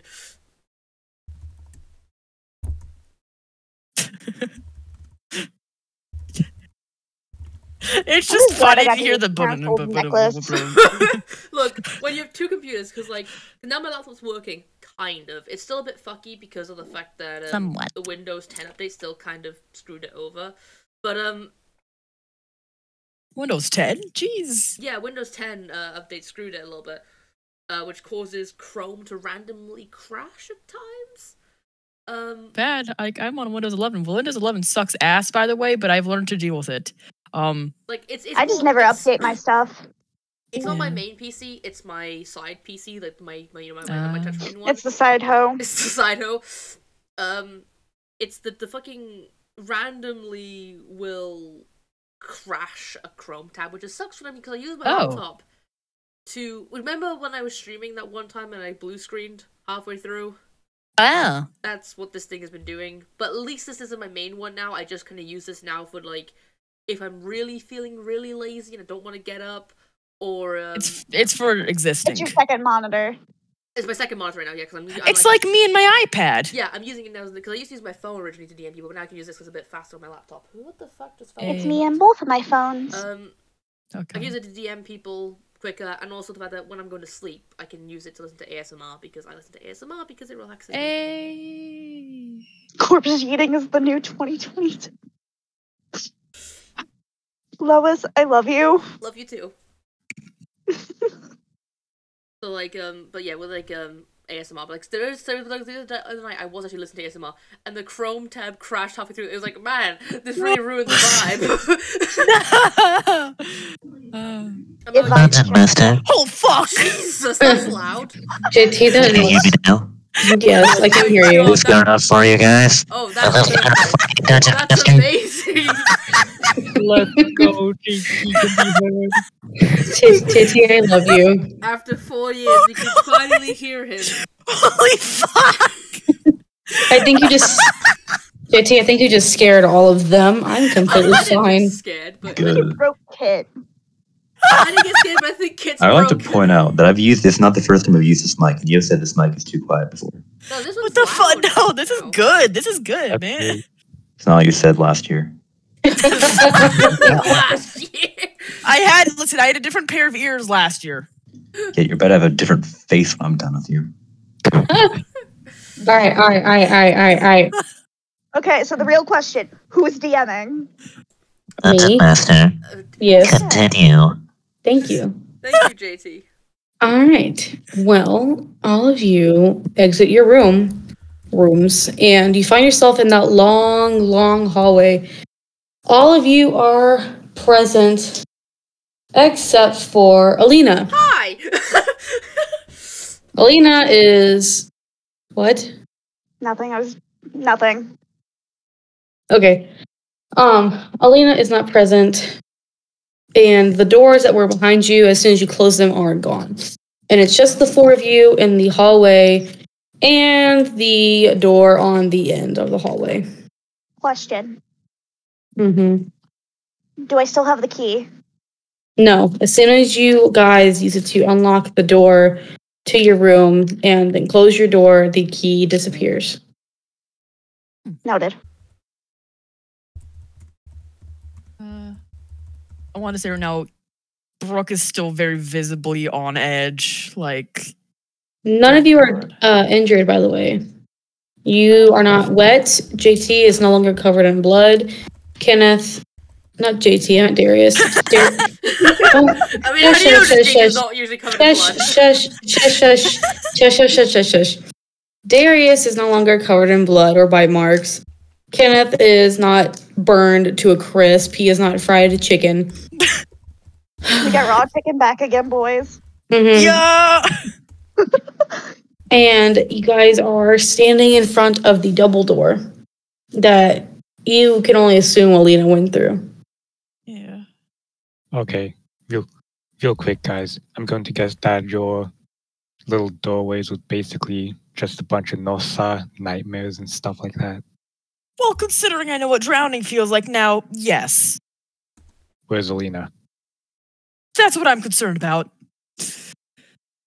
Oh no. Really looks fairly calm right now, as he's still holding his necklace, and he's just looking at the door. Does it happen to be open by any chance? The door to at the end of the hallway? Yeah. No, it's closed. Kenneth calmly just shrugs and just starts walking to the door. Let's go find out. I guess you're right. Like, he seems shockingly calm. Uh-oh, music. Oh god, no. Okay. Kenneth opens the door. And walks through. Okay. Give me just a moment, please. Lois, keep your mouth shut.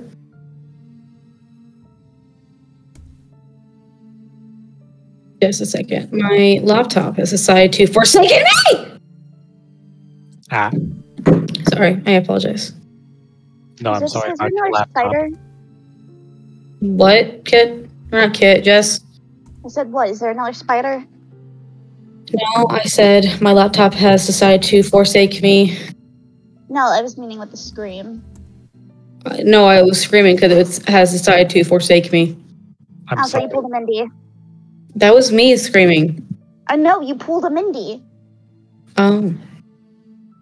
I'm sorry, Peach. I downloaded too much stuff on your laptop. How dare you? Dang it, Burb. I knew one of us was going to do it. Look, they were What? really pretty blacksmiths, okay? Too much Mm. noise. Please look at the roll 20. Hmm. Oh, no. Oh, God, no. And stream, now is the time to get your popcorn if you haven't already.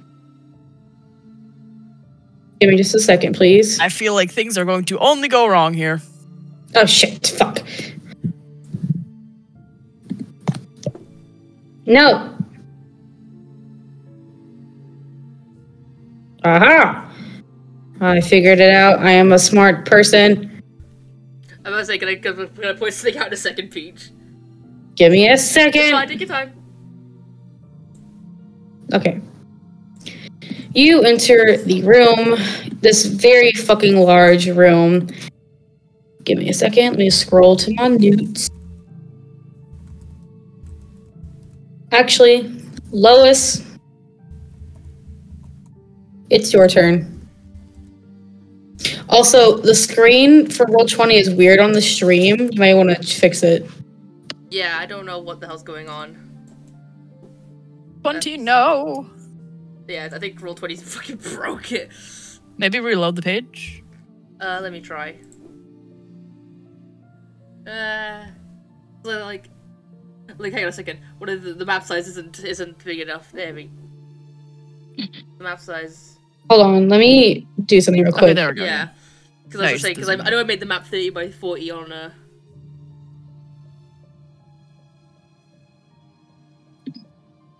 That's strange. This is terrifying, by the way. The room should be much Yeah, okay. smaller.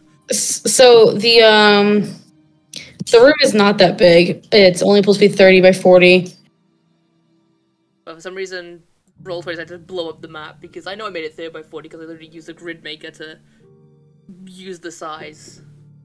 Yeah, and it's not. Hold on, give me a moment. Okay, JT, how do you get rid of the grid on Roll20? Go to the page tab. Yeah. Go to the cog. Uh-huh. There should be an option at the bottom that says something about getting rid of the grid. Or like, I think actually maybe it's near the top. There's a checkbox that says grid. I got it.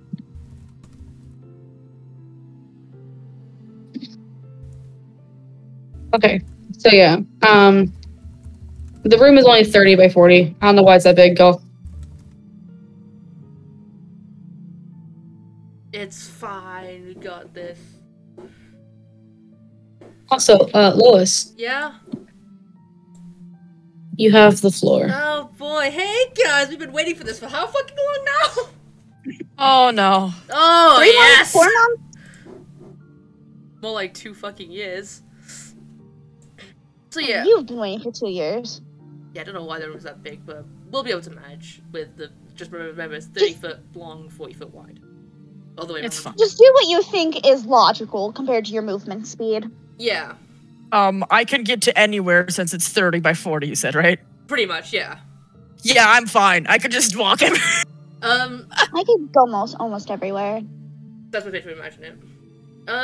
So you guys enter the room, and that big grey thing in the middle of it is like a stalagmite. If you're just so you know, it's like a large stalagmite that's kind of like taking up a decent little chunk of the middle of the room.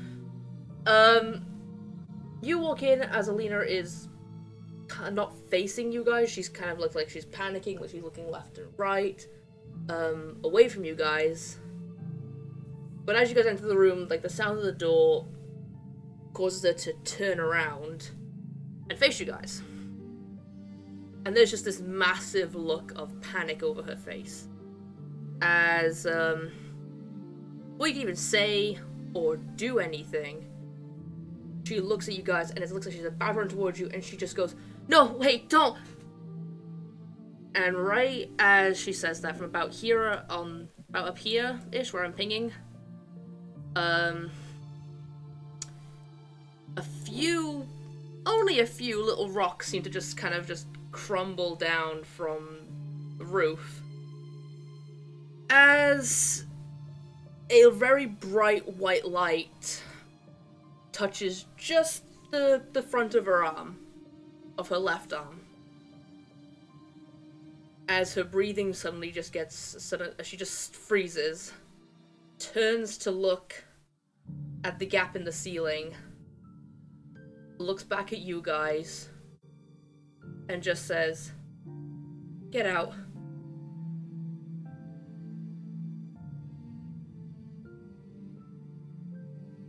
Does it do anything? Is the door still there? Because consider, I know this is the Alina fight we've been waiting for, but we could just leave and then, like, everyone wins. The door? No, the door is not there. Elena. The door's not there. Well, Alina just stays in the room all night, and then literally we're all fine. The door's not there. Yep. I look back towards the door and I'm just kind of... We can't. Then let's choose violence. Violence is the only option. Violence is only ever the only option. Violence, only option in this situation. But she looks fine. Nothing seems different about her for a moment. Until she's about to take another step forward. And just grabs her chest. Despite the fact that she's got her armor on, it's like... She looks like that she is grabbing it quite tightly. And kind of stumbles back, holding her forehead as well, with one hand clutched around her would probably be her heart, and the other hand then on her head. She kind of takes a few steps back, her head down so you can't see her face, as she looks back up after like a few seconds. And this is like you only remember seeing back from the werewolf temple, well, where we fought that one werewolf. But now both of her eyes are golden. And now the fact that there's enough of the rockage that has fallen, just about that, yeah, that's the full moon. And she hasn't taken her potion.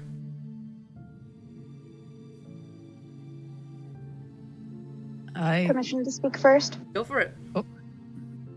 Kenneth's just gonna sigh after all the pain he was just enduring. He's just gonna sigh and step forward, readying his bow. Don't kill her. We just need to make it through the night. I'm not losing to anybody else. I grab my staff and I quickly say, "We should have brought the silvered weapons."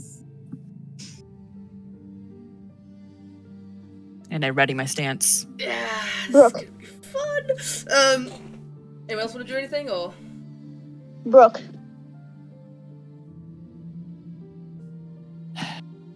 I got it. No, he's asking, like, trying to get her attention. Like, Brooke, Yeah. is there any possibility you could turn into something that can fly? Not right now. No. Can you misty step outside that hole? Wait, can I actually? Hold on. Wait, can I fly yet? Where am I? God. Yeah, I look towards a hole. How high up is it? About 10 feet high. I look at it and go, I'd probably have to get a bit closer to it, but yeah. When you can, go outside, grab the chains, come back through that hole. Because like I said, I'm not letting her die tonight. Got it. Sure. If I recall correctly, she also keeps some locks and cuffs with her as well. Make sure you look for that too. And ask you first if she has any ideas to help.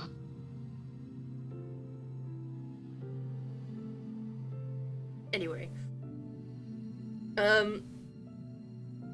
As you guys are discussing, apart from maybe Darius, oh shit, my heavens. She is trembling, and you can't tell if it's of fear or the fact that she's about to fucking turn.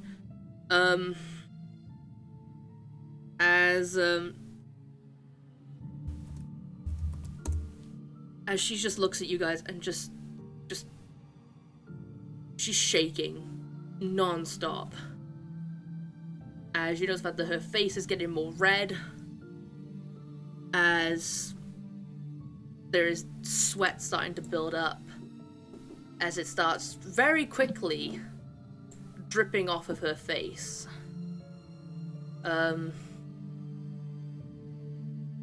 Like, very quickly there are drops of sweat dripping off her chin, her nose, her ears.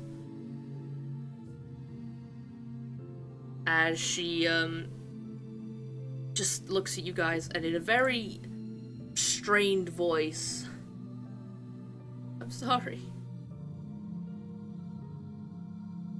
Elena, it's gonna be alright. Okay? She doesn't respond. As she notices the fact that, her body seems to have now locked up. And, like, she seems almost frozen, whilst the fact that she's still shaking. Like, she can't seem to move. As she starts, her breathing starts getting even heavier and heavier, so she starts almost seemingly gasping for air. And anyone who wants to, roll me either Arcana or Nature. Whatever one, if you want to roll. One is less shit than the other. Arcana, beloved. Both of mine are the same. Or whichever one is less shit, whichever one makes more sense. I also have an idea for whenever we start. Let me actually see if nature would make more sense.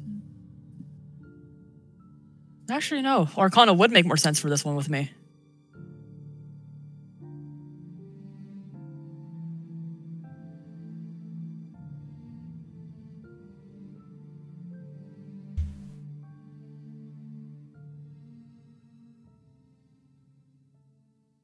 Anyone else gonna roll, or is Is it just me and Kenneth? is it just Kenneth and Brooke? Yeah. Burb, JT, do you guys want to roll, or no? I don't intend to roll. Fair enough. Burb? Me neither. Fair enough. So Kenneth is the only one who remembers the past. The DC was 14. Somehow, Kenneth, despite you knowing probably out of everyone here the least about werewolves, maybe just something in the back of your mind, maybe a book you read, maybe just some old information that you heard that's just kind of come back. Some out. old past life. Yeah, whatever. From her, the way that she is, you know that she's fighting it, which you know is extremely dangerous.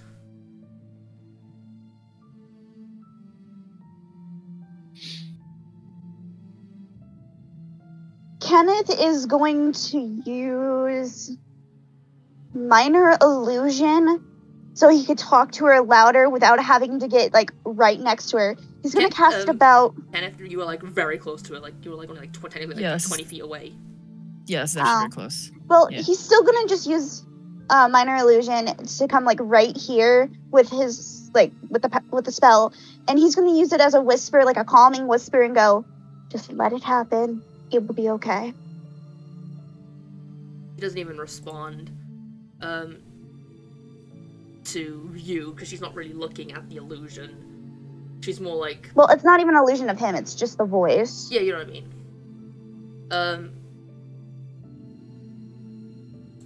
She looks up at you guys and just, despite the fact that her body is locked up, she just suddenly, like, her hand suddenly juts forward and her head, kind of her neck kind of juts forward, and suddenly she starts violently coughing,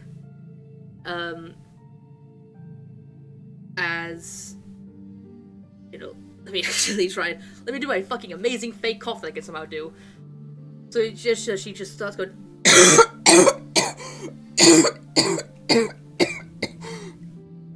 as through like the tiniest little gaps on her finger, you can see that there is blood starting to drip down from it, from her hand. Alina, stop fighting it. He's just gonna yell, and he's actually gonna take a step forward. Sit up right there, just to, like, add emphasis. You're Kenneth, only don't get too hurting close. yourself.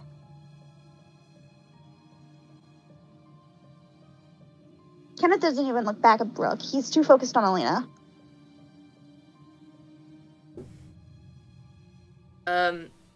Despite that, she does actually, like, her eyes kind of flick up. And despite the fact that she's been sweating and now there's blood dripping off her hand and around her mouth now, you can tell that she's crying.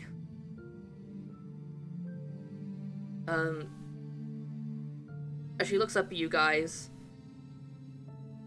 with just this look of guilt, sadness, just fear, just absolutely swimming in emotions. As she looks like she's about to say something, when you all hear a sound that will probably definitely put the hairs on the back of your neck to stand up. Looks like she's about to speak. You hear this horrible snapping sound that sounds like someone breaking a giant branch. As she lets out this silent scream as she collapses to the floor. Her forearm of her right arm on the ground and her left one holding her up. As her head is now facing the ground. As,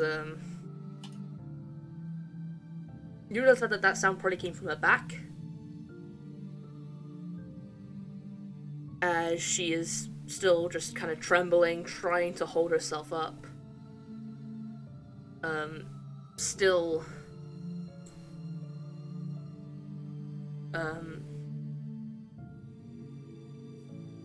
with, like, some blood dripping off her mouth and just kind of, like, smearing some blood on the ground. Before you just hear, like, before she kind of just falls to her side. Almost like a fetal position now on the ground. And for a moment it just goes silent. She's not even, you can't even really hear her breathing now. As suddenly, to cut out any noise that was going to be made, you hear a piercing scream.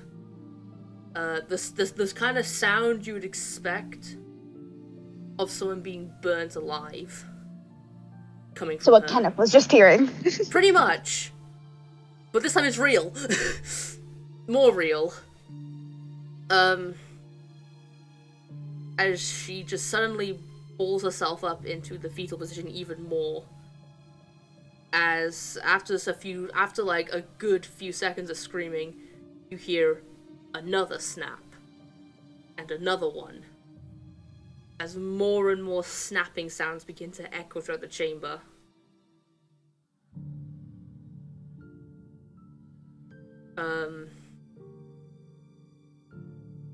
As finally, despite the fact that you all knew it was coming, and the fact that she's cradling herself, her hands are covering her face, so you can't even really see her face anymore.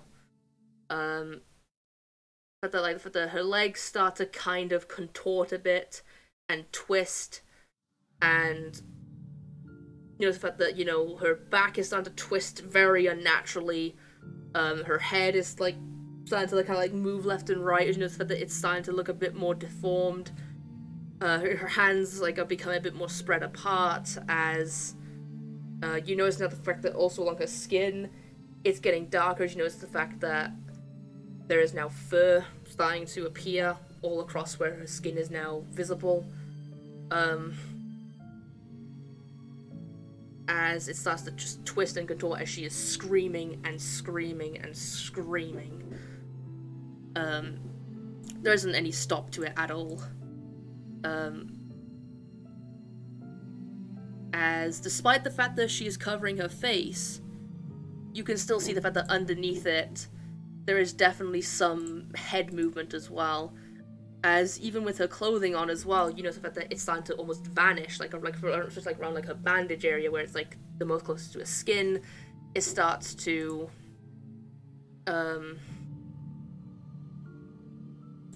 vanish underneath very thick, dark brown fur.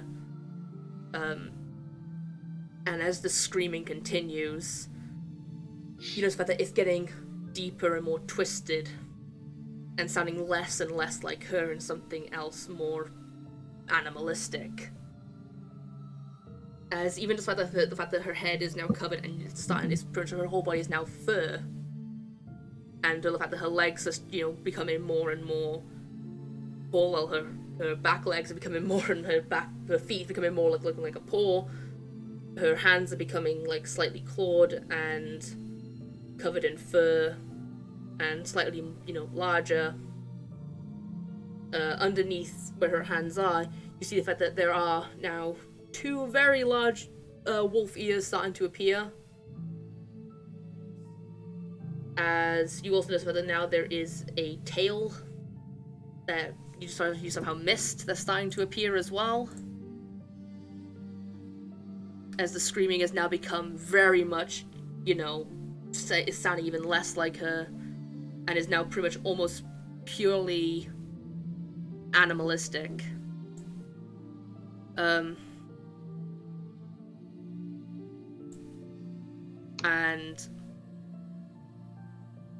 it sounds more like now like a whimpering animal in pain.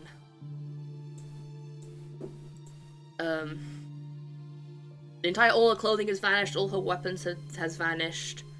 The snapping still is continuing, but it's getting less and less frequent. Until finally, it just stops all the snapping, as you notice that like now her entire body has taken shape. You still really can't see her face, despite the fact that, she's not there anymore. You still can't really see what's underneath, because of how, like, the fact that her paw hands, whatever you want to call them, has grown as well, so they're also covering her face. But it's entirely stopped. And now all that's left is whimpering sounds of like a very injured dog. But that's it now. Would you like to do anything? We've kind of been Kenneth? doing stuff in text roleplay. Yeah, Kenneth, I think I'm gonna have to go back on that plan. We won't have time for this now. I understand that, but does anybody have any rope? Well, I thought I did, but that snapped during the last time we faced, you know. Bowie, is there any way you could try to get through it? No, not this time. I was planning to buy some time so that you guys could get the ropes, but Well, as soon as she starts to possibly do it, I could make it look like there's a couple more people here. And so they pretty much get attacked if we need a few distractions to keep it easier. I can make some more of me, or I can make like one more of me. Give or take. minor illusions, right? Yeah, I can only last a minute, but it could be 30 feet by 5 feet, and Kenneth is 5 foot, I think. They don't- Or like a 5 foot. They don't make any sounds, nor can they smell like anything, if I recall. Still a visual. You can try it. It's probably not gonna work. I can make a sound with it. It's still better than nothing. Yeah. Yeah. Exactly. Darius, take the short sword. I have magic and plenty of it this time. You take this rope. He's going to hand over his silk rope, as well as his bear trap. I still believe it has padded jaws affixed. All right. Yeah. Don't try to And if distract anybody, her. You can attempt to anybody- restrain her. and if anybody gets hurt, I could heal you. I spare the dying. So don't Leave the healing push to too far Bowie away. and I. All right. Look, if need be, don't get too far away from me though. You'd never have too much healing. All right. And I'm actually. Do I have time to cast a spell? Yes, because she's just on the floor whimpering right now. Right. Ooh. Okay. There's a few things I could do here. I look over to Darius and I go, "You're human. She'll target you." And I cast Enhance Ability on him. And I give him Bear's Endurance. The target has advantage on Constitution checks. It also gains 2d6 temporary hit points, which are lost when the spell ends. All right. 2d6. Then Everyone still has motivational speech, right? Yeah, I'm so full of temporary HP. I don't know if I can have any more. oh, right, really? Yeah, I'm pretty dummy thick with temp Actually, who HP. else needs it? Actually, You might I'll want get to. You might Darius. want to save your mana. Maybe. So should I actually not do that? We all have a temp of 17. So if could be used to wait. I was mostly wanting it for the going to give it to you for your constitution, but no. Can I take that back then? If he's because I didn't know how many temp hit points he had. Yeah, go for it. Okay. Shit. You know what? All right. Gonna call out to Alina and yell out to her and go, Alina, it's going to be fine. All right. We have things under control. Just leave it to us. You call out to her, and there seems to be no response for a hot second. Until there's finally movement from her as she kind of pulls herself onto, like, her all fours. Shit. But her eyes are closed. As she kind of, like, one hand kind of stumbles out and grabs the stalagmite and kind of, like, pulls herself up. And this is when you realize that she is a lot taller now. She was maybe, when, you know, as a half-orc, she maybe about 5'4". Now she's standing at around about 5'9", maybe 5'10". As she's still got her eyes closed, though, as she's kind of, like, holding herself against the stalagmite. As she's kind of got her eyes, and she's got, like, her hand on her forehead. As she's just, heavily panting. And you also know now, this is also the first time you notice that now, the fact that her necklace is also still, was the only thing that didn't actually turn with her. It's still hanging off her. It's silver. I just kind of say quietly. And keep it on her. Try not to break it. Yeah.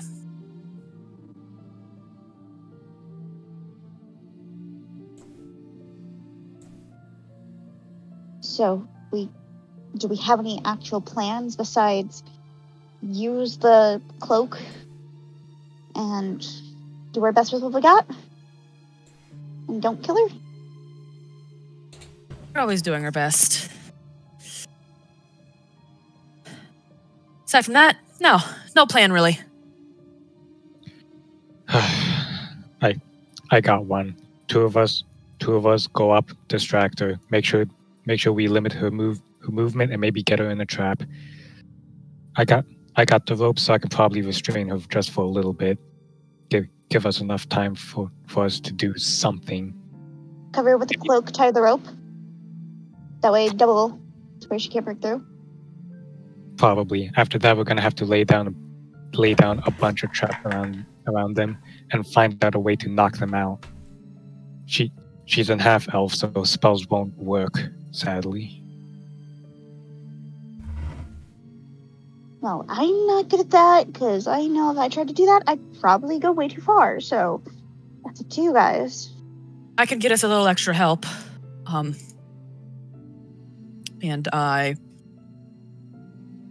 Yeah. She was like, do you want it? We're gonna need all the hands we got. Yeah. So, Darius, can you still get the Thunderbird from here? Do you think he could hear you if you tried anything? It's doubtful. And Hacksaw's a hunting bird. It's too It's big always of a game. logic.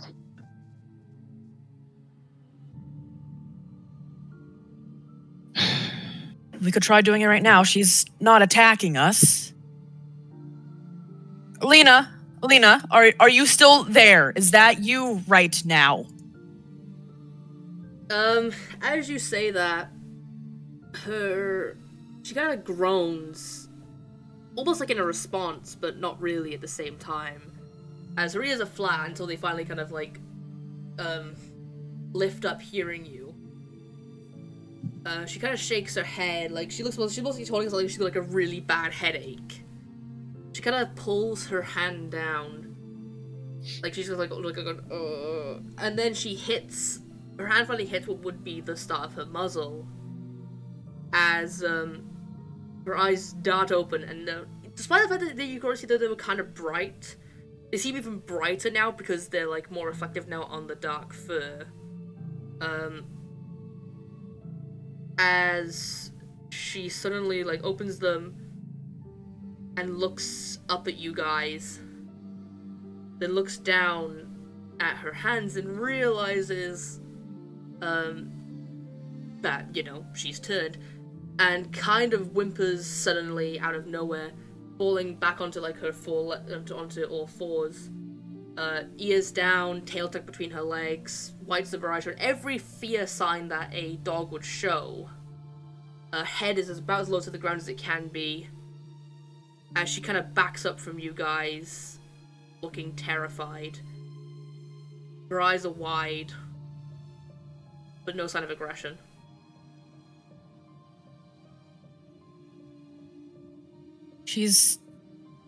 I might not have to fight her. She's conscious? Question mark. You still got hours. Be careful. Not for And long. Kenneth's Sorry. I'm actually just going to say this now. Kenneth's just going to cast a minor illusion of just a copy of himself where I put that dot. Right.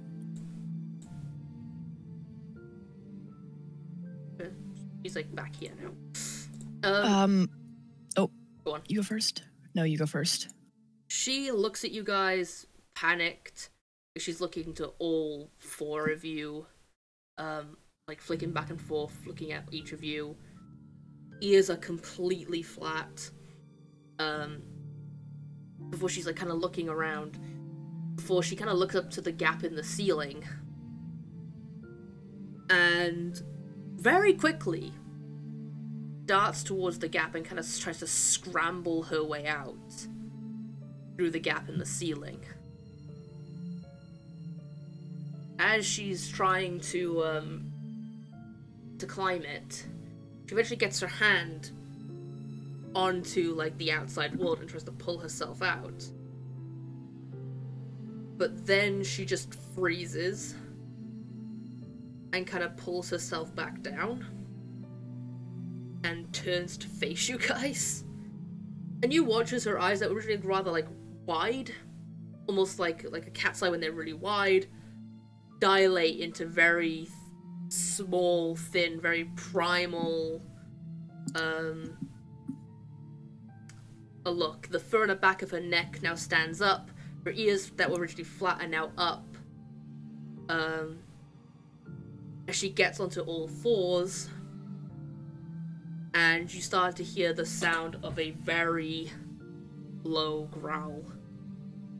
Hey, Brooke, you want to take that back?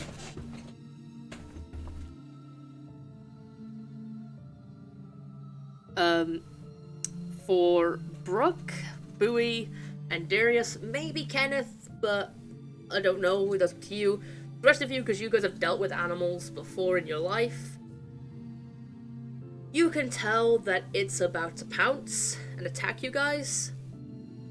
So everyone roll initiative. Fuck! Brace yourselves. We took too long. Oh boy, here we go! Where's my werewolf dice? It's fucking dark in my room. I can't see shit. Ooh, 22. I'm going to search for them. Is that 5! That's Yes! Nope, that's it. You know what? I get to eat my cookie. What have so many dice? I rolled a mighty 9. I'm really trying to find the werewolf dice. I literally fucking got these dice for a reason. Found them, finally.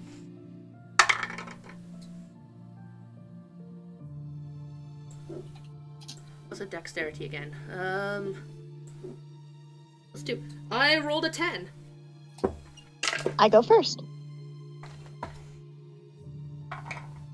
So initiative order is Ken, Bowie, no, Brooke, or Bowie? Kenneth. No, I rolled a 10, so it would be Kenneth, Bowie, Alina, Darius, Brooke. Kenny, Bowie. I rolled an 8, and then I rolled an 8, and she's got a +2 to dexterity. So JT actually got 11 total, so. Yeah, I rolled the mighty 9. Plus oh, I got confused.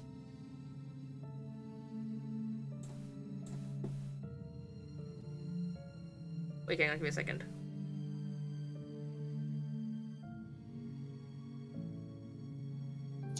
Hold on, let me just check something.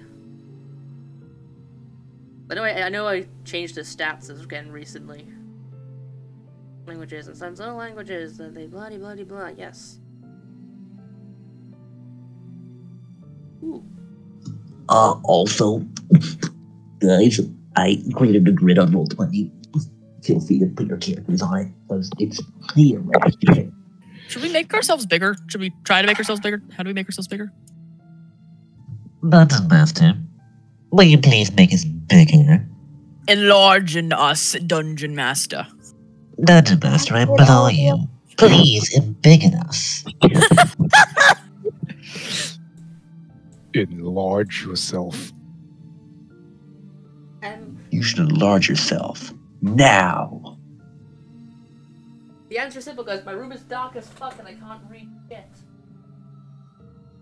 Damn. How do I delete shit? You gotta click on it. It's just really precise. Zoom in. Yeah, just click on it and then press delete or backspace. Okay, it's not letting me click on it. Zoom in really close. It's super finicky. It's like 1 pixel you gotta hit. Or you could just highlight it with the select/move option. Dungeon Master, thank you. Yeah, there's something I can't see shit with these dice in the dark, so actually... I rolled wrong. Oh. Because, okay, I got one light in my room, so the other side of the fucking room. And I'm using black dice. Why did you think that was a good idea? Because these are the werewolf ones, okay? Okay, consider this. You need to be able to see them. Well, I'm stupid. We know that already. You don't have to tell it to us. Wow, kid. Wow. I Not know even that I'm trying to stupid. sugarcoat it. Let's do this. Right, new initiative order, because I realized it. The 9 looks like an 8 on these. I'll show you a picture of them later. The weird scribble is faux Kenneth. Weird scribble. Alright, so, Kenneth! You're first up. And let me move a bit forward, actually, because she's more like... here now.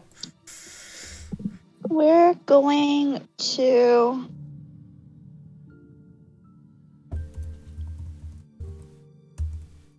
all of my fucking things do a decent amount of damage. He's first gonna do the... He's gonna mimic the growl that she made over here with this Kenneth. Okay. It's not clicking. As like an intimidation tactic and a slight distraction, even though it's probably not gonna work.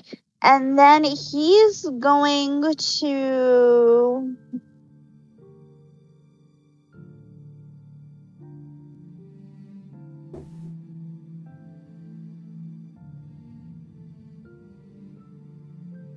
He's just going to quickly ask, how much were you allowed to hurt her before it's too much?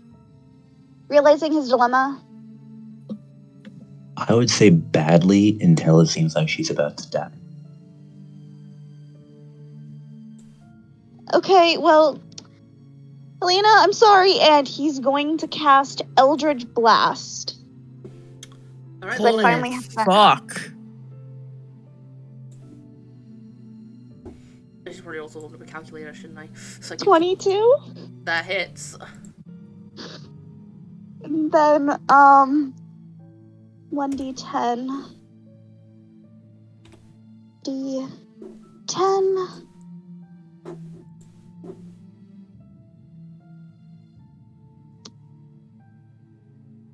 10. 10 damage? Yeah, and then he's going to... let's see, I have to use a... Would that count as an action? That is Right? that is an action, casting Eldritch Blast, I believe. And then he's going to...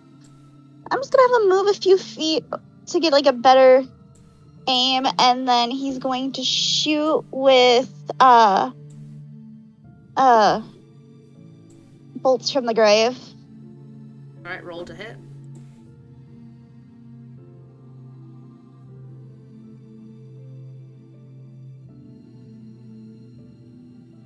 That misses. He actually gives like a small sigh, being like, thanks. And with that, he's going to disengage and end a turn, I guess. You used all your actions. Hate to be bad. Okay, well then, he doesn't disengage. In order to use bolts from the grave, you have to use cunning action. It's not just a free ability. Well then, like I said, he kind of moved, so I'm going to say he used dash to get ahead of her before shooting it.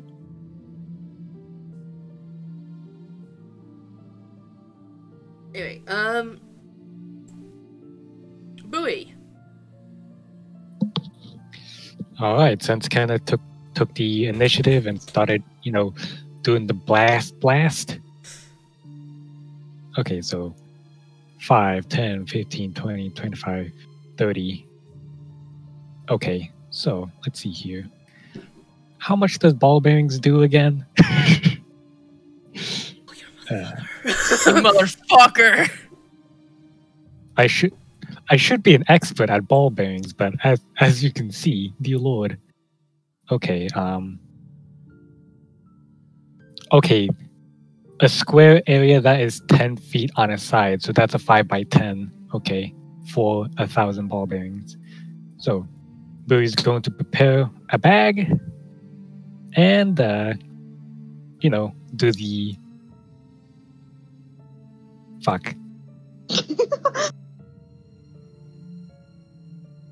To zoom on by, and then create a line that separates the group from Alina with ball bearings, which is gonna be. God damn it! No, not that fucking thing. Please stop. Anyways, Burb tried to do something epic. Meanwhile, right around here. And then she's gonna end her turn right around here. That way she can either use feline agility and get anywhere from across this place, or, do something in case Alina does, catch up with either of them. Question, what do ball bearings do? They basically act as difficult terrain. If they fail, they become prone. Fail So at deck Marbles Home Alone style. Get it? Yeah, exactly. Pretty much marbles. Pretty much just glorified thief marbles. Yep. Noted. My turn. Alright, so you throw the ball bearings in front of it, and the werewolf kind of just stares at the ball bearings. And despite the fact that obviously it's no longer Alina in control, the creature still looks at it with a little bit of intelligence, looks at the ball bearings, and just kind of just zooms around the outside and goes here, next to Bowie. Clever girl. Bowie, what's your AC?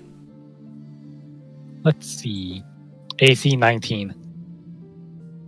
Alright. I should check her attacks. Wait, is it 9? Is it actually 9? Yeah, it is 19. Huh. we are a very high AC party. And somehow Kenneth keeps getting undressed and it goes down to 17, but he's 18. Man, my first attack roll of this entire battle, natural fucking 1. Hey yo! Yeah! Oh. We're gonna win, guys. Let's go. Second one, natural 20! Oh shit! The duality of man. The duality of man. You had to, guys. You had to jinx it. The duality of the dice gods. What's my thing? What do I need? I need a D8. I'm gonna find a D8 in a dark room with a dark box with a... Dumbass. Bird to make a hairball sound. Yeah, yes. That's There we go. 18, wait, no, I'm going to run an attack. You need a D4 or a D8. God, fuck. I need a D4s. I need my D4s. I need another D4. They need 4 dicks. Give it to them. Sorry. 2 seconds. You take 16 points of slashing damage, as despite the fact that this thing looked frail, somehow it seems to do a fuck ton to you, as it really fucking hurts as it scratches right into your arm. Staring at you with just this, staring at you with just this animalistic kind of just hatred. Well, to be honest, since we have temporary hit points, I'm imagining that temporary hit points is kind of like a shield of sorts. It's like, so it's not yeah. really physical damage. Just yet, at least.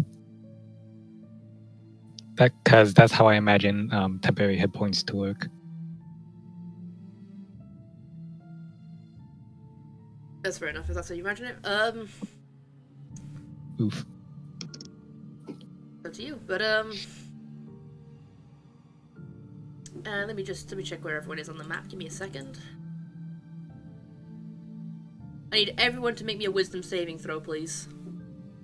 Everyone has advantage on that. Let's go, So baby. 2d20. Wait, why do we have advantage on it? Huh? Bowie. Oh. You gave us a pep assembly. Yeah, Boo casted motivational speech before we entered the doors. Oh shit. You gave me my inverse roll. Would have gotten 12. Now I got 21. Good preach to buoy. I got 17, 18. I got 19.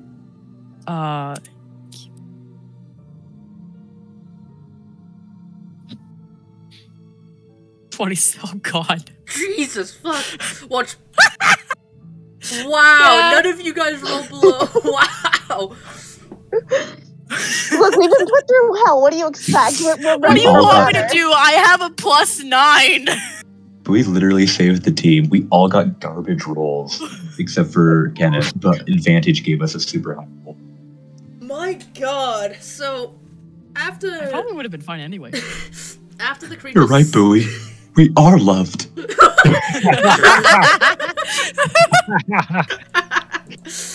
After the creature slashes you, leaving you a nasty gash,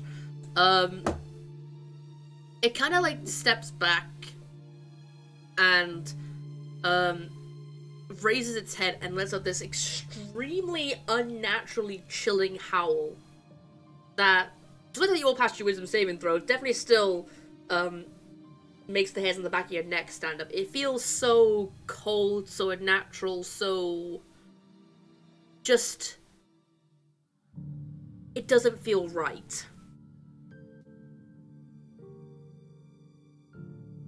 That'll be the end of its turn.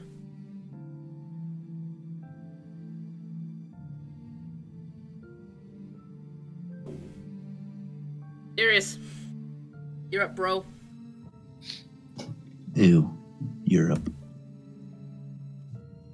Alright. I would like to move up. I'm going to use Slayer's Prey on Alina. And I'm going to attack her once using the silver short sword, and I'm going to take the shot action. Alright, roll to hit first.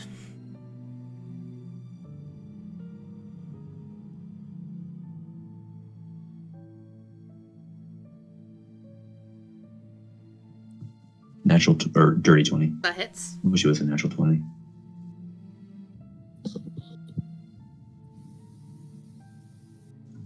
That'll be 14 points of damage. Let me just double check her stats. I believe she, you know, she doesn't have vulnerability, so, so yeah, that's just that damage. Cool. I can remember. I remember it's only half elf she has vulnerability to solid damage, but as a werewolf she only has the other one, so that's 14. Minus. As you hit it, it lets out this very horrible yelp of pain. As you hit it with the silvered weapon.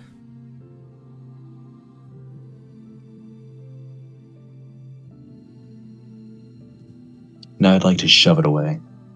Alright, what do I gotta do against that again? I forgot. Contested athletics or acrobatics. Oh, I got good athletics now. Woohoo!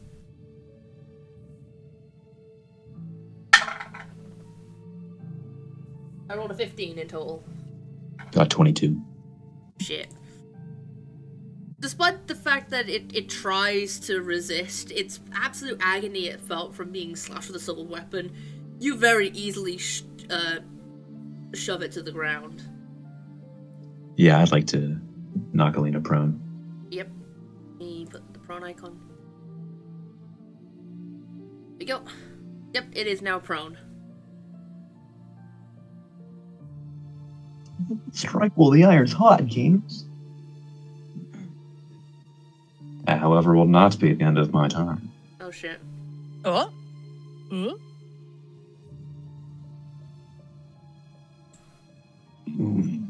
Yeah.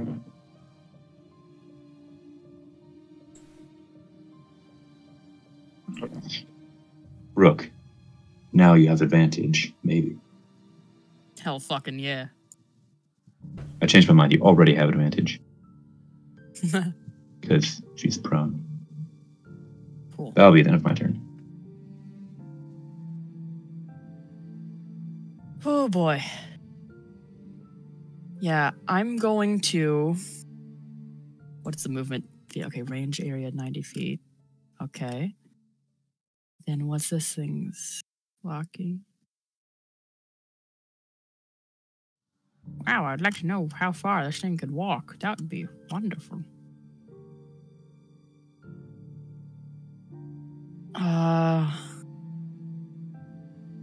Yeah, you know what? I'm going to hold on to my necklace, the little sprig of mistletoe, and it looks like something gathers at my hands really quick before I flick it to the ground, and it takes the shape of what appears to be a tiger, and I have casted now Summon Beast. What did you summon? It honestly, it doesn't specify. Okay, it just takes the form of what it looks like. So it doesn't matter. The tiger's flavor. It's land specifically. Cool. Because tiger, right? And it has pack tactics. Yep. So it's going to conveniently be right next to Lena. Where do I need... Oh, shit. Where should I... Create a circle on the map or something. Yeah, okay. We kept Kenneth 2.0. Make sure it has fill so you can move it easily. Huh? Make sure you Just make fill it. really Don't make it like... comfortable. We'll make it... Or fill it. Yes, that would do. That works. We'll figure it out. As long as you can move it, we're good. Can I move it? Well, you can't. Okay. It's going to be hard because it's not filled. How do I fill it? Zoom in on it. Well, if you fill it, then it'll be easier to move, but there you can see business. How do I fill it? So I zoomed in on it. You should see an option where you can change its color. Yeah. There should be two squares. One should be checkered. That means it's transparent. Now you're good. It should be easier to grab now because you can click on the center. Oh, let's go. This is my little tiger friend now. Yeah. All right. And it is going to... Yeah. I already have advantage on it anyway, so it doesn't matter. But, going to multi-attack, Maul. So that's the only thing I can do. Do it.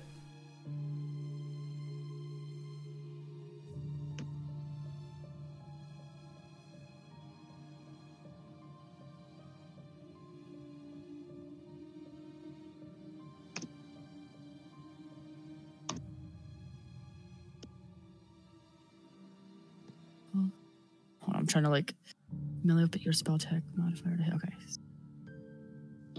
This is literally the first time I've used this spell, It's so alright, don't worry, bear don't with worry. me. Don't worry. I have never touched this spell before, like even with any character. So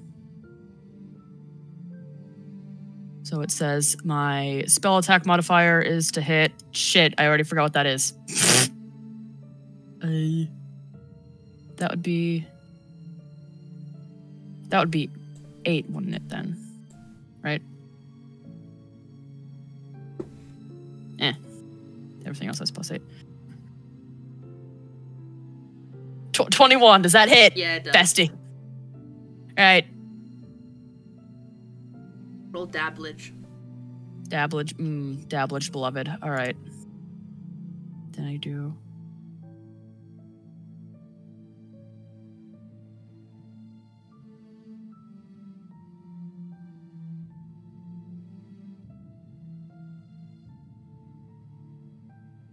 Hit 1d4 plus the spell's level piercing. So I do +4 plus the spell level. I think so, yeah. Oh, that's weird. Okay, so that's +4 plus that. I guess it'll be a +6 then. Yeehaw! 7 damage. Fuck. The tiger attacks it, and it seems pretty much unfazed by the damage that you do to it. Yeah. Lovely. Spell is equal to this spells. Wait, can you even do it? Half the spell's level. Oh, I can't even. It's literally just one attack because it says, "Oh yes, multi-attack." That definitely looks like a multi-attack there. Thank you, summon beast. No, it's half the spell's level rounded down. So it wouldn't even matter if I did it at 3rd level.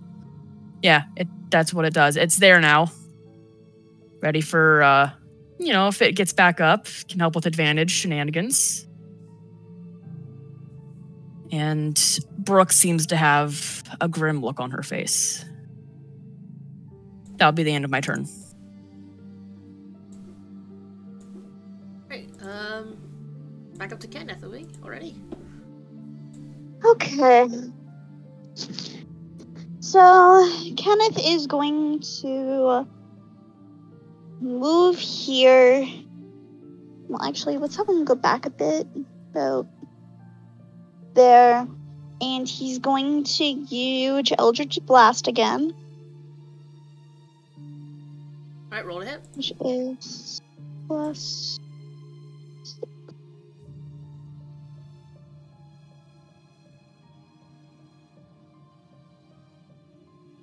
That misses. 13.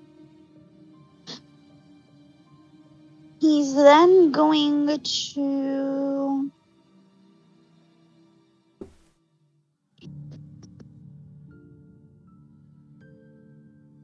We're now going to have him dash over here and use Bolts from the Grave. Just plus 7.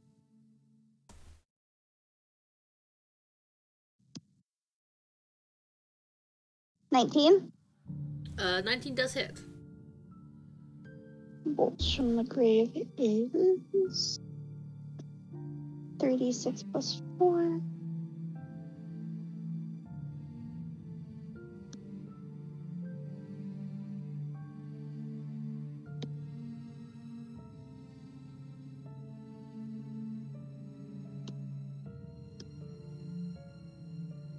$16 and thingy damage, because I can never say that word correctly. Necrotic? Yeah, that one. Cool. Yeah, the Eldritch Blast seems to just, like, despite that it's prone, it seems to just somehow, like, hear you casting the spell and just dodge it in time. But it doesn't predict the arrow that comes straight afterwards as it hits it right in, like, its flank, and it lets out another yelp of pain.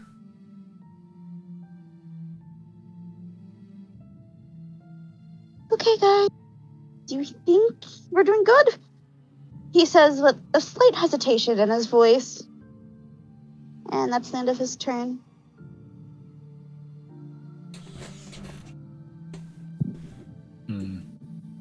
How bloodied are they? Though they barely look hurt. Barely looked hurt. Okay, so Bowie's not gonna take any chances with this one. Ooh. Also, she also gets advantage because Alina fucking hit her because of motivational speech and the prone. So how does that work? It's just a normal advantage. There's no Normal special advantage? advantage. Okay. There's no extra advantage. Damn. Anyways, 3rd level spiritual weapon bonus action cast. Let's go.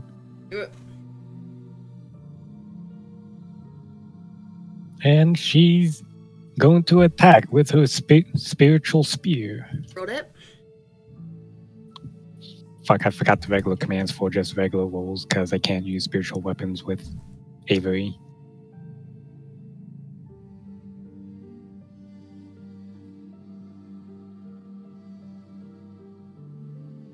What's the command for advantage again? Something. I don't know. I don't use. I got it. Hold on.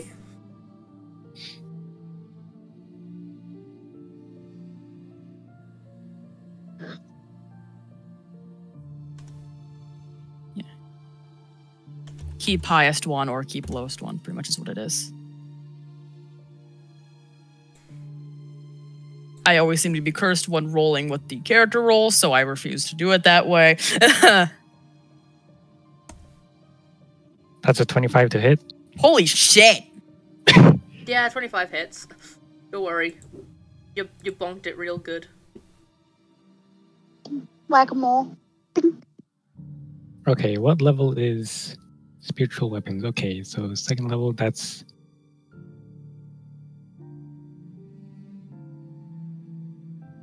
Okay, so third level, that's 2d8 plus 3.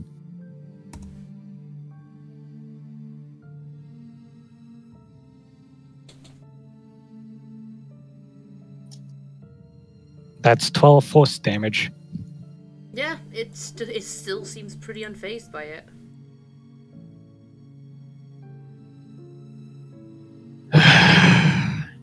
This is going to be one long night. Despite its twink demeanor, it seems to really be able to take a hit. I mean, most Twink. people can. I mean, like, literally, it I'm looks just gonna take my frail. leave. Like, it looks frail, like, compared to, like, the werewolves that you guys have seen or fought, it looks so frail and weak. Like, apart from the fact that it's got fur, its arms are just nothing, there's no muscle mass on it, no nothing.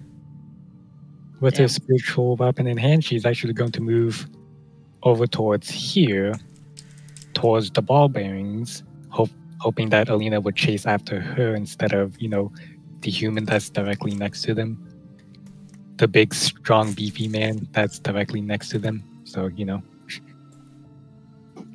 And that's going to be the end of Bowie's turn, because... Yike.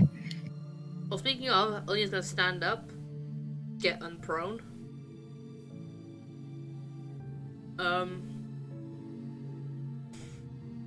Second, let me just check her another. I know she's got another combo ability. Darius, you gotta be grappled. Make an athletics acrobatics check. Damn, if only I had sentinel feet.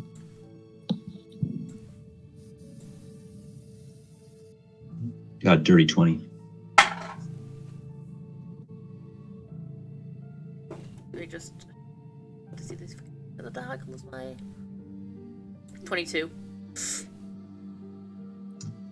Why has supernatural defense failed? Not the first time. So it gets back up and kind of shakes itself off, and it looks at Bowie, but it seems to kind of like look at Bowie for a second, sees what's behind her, and then kind of like almost ignores Bowie. Like it kind of like intelligently susses out what possibly going on. Turns to face you, Darius, and it's got this just very just mean look on its face. It suddenly lunges for you and grabs you, and despite the fact that you nearly managed to fight it off, you weren't nearly expecting it to be as strong as it was. Or is. And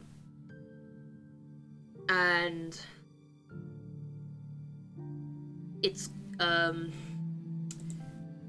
going to try and pull you prone.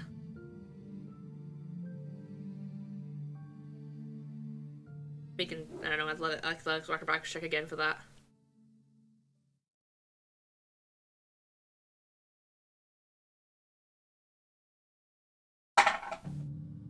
$19.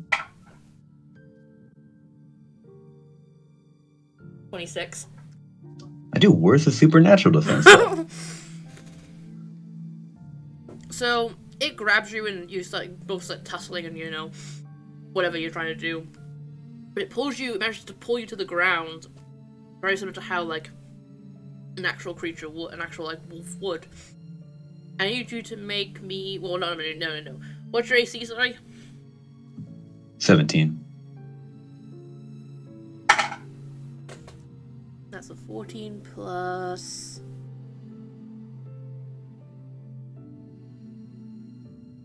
Hang on, I'm trying to math a second. What? Okay, 21 to hit. I need you to make me a Constitution saving throw, please.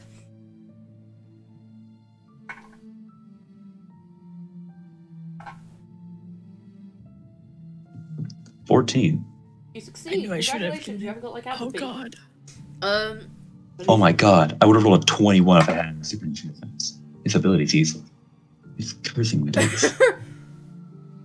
You take 8 points of piercing damage as when you are, now that you're both prone, on the ground though, it's able to suddenly grab into your shoulder and bite down extremely hard.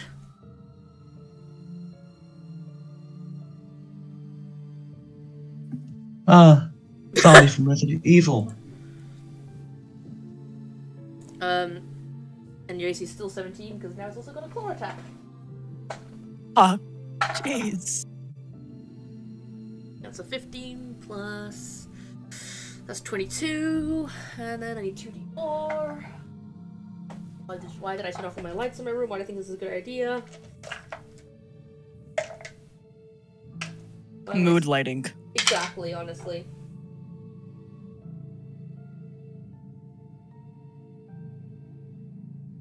Two, 6. So as it bites into you, you also just feel its claws just start to just dig into your side as well. It's grabbing a hold of you. But you're both prone, you're both kind of stuck in combat, and that'll be the end of its turn.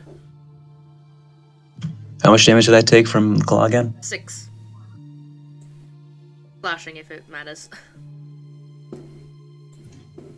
Dang, bro. I have a potion of slashing vulnerability. Drank before the fight. Damn Peach about it. I also drank juice that makes you explode, so it's kind of running through my veins, so I need you to make a constitution save. Ah, shit, what's that? That's a natural 20 plus my con save, so that's a 28. I use portent. drank a fireball multi-class before into he wizard. started. I got a 2. Fuck. Wait, let me just... I don't know. There we go. She's...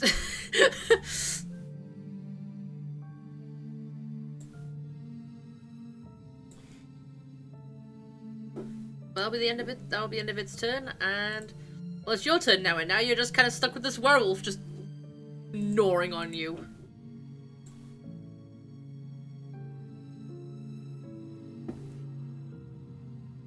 Well, I don't particularly need to escape this grapple, I feel. So I'm just gonna... What does grappling exactly do? Neither of us can move. Also, we're both prone, so our attack rolls are the same. I'm just gonna attack. I'm gonna cast Hunter's Mark because it's vocal, so I don't even need to roll a save for it. Now I'm going to attack twice. Do it. I'm doing it right now. Watch me. I'm watching. I'm watching Yeah, you really doing it. hard. Watch. I'm watching you extra hard, man. I got... That'd be a 23 and a 22. They both hit.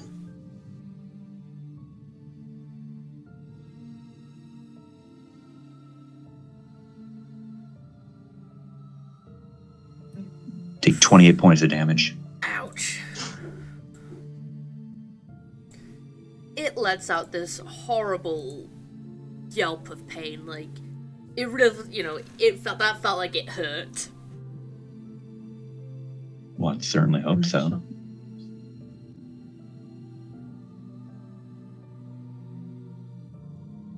I don't think there's anything else I can do, so that'll be the end of my turn.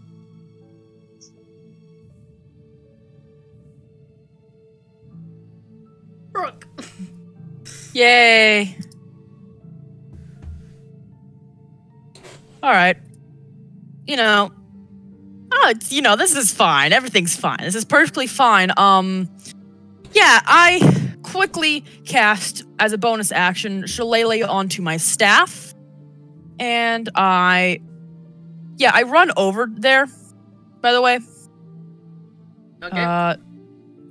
And I am going to hit as hard as I can. And it's advantage on it because you're prone now, right? Yeah. All right.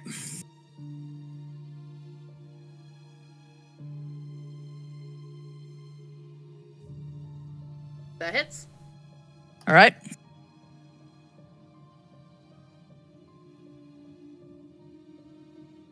And okay, 1d8.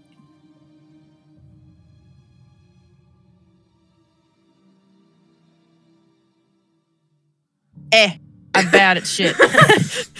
Listen, you're not gonna realize the struggle I had. Capsock was on was for a split second. It was annoying. 1d0 plus 5. Oh, okay, 11 damage. And, you know, Lois. Yeah. Lois, you remember my favorite feat. My best friend that I have. Yes, I do. Crusher. Beloved Crusher. Once per turn, when you hit a creature with an attack that deals bludgeoning damage, you can move it 5 feet to an unoccupied space, provided the target is no more larger size than you. Where you moving me to, boys? Considering I am right here, I'm gonna move you to right to where my tiger friend is. Boink. Yeets the werewolf at the tiger. Yeah. And now that I have done that, it's the tiger's turn. Cat versus dog. Yep. Holy shit. Again. Sorry, just like the absolute fear that I had, like that actually worked. Oh god. Oh god. Oh dear god. Okay. Yeah, it's gonna just go for it on you. And you would still be prone, right? I think so. Yeah, I think I'll still be prone. Yeah. Yeah.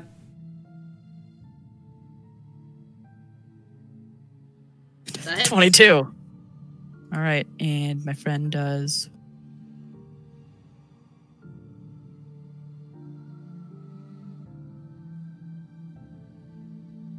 Why does it keep rolling minimum damage?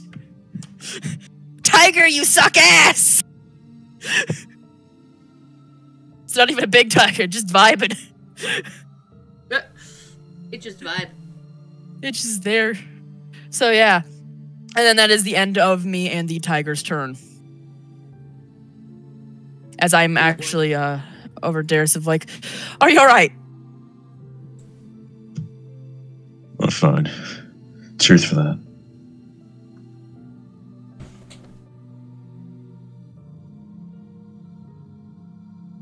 How hurt is Alina looking? Not very at all.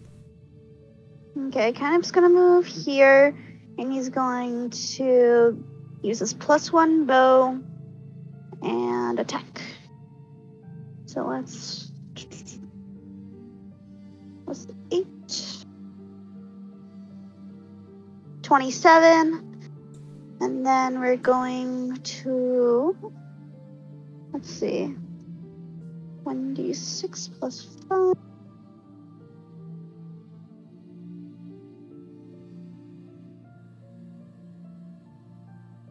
She's gonna take 9 piercing damage, and then he's going to disengage and then use bolts from the grave. Alright, do it.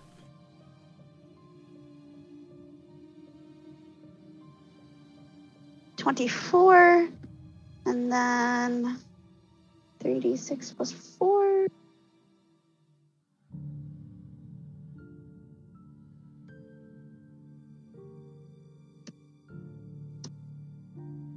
$15 damage with the dead roar.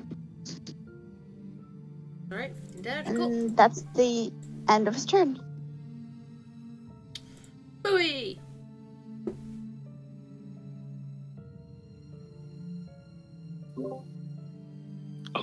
Alina's still prone, right? Yes. Let me see what prone does again, because I keep fucking forgetting. Disadvantage on attack rolls, and attack roll against a creature has advantage. Okay. This is gonna be kinda yikes. Because they're on the ground right now, surrounded by a ton of, allied people. Should Bowie go for a restrain with a silk rope? If that's possible. You have to get close and you could try.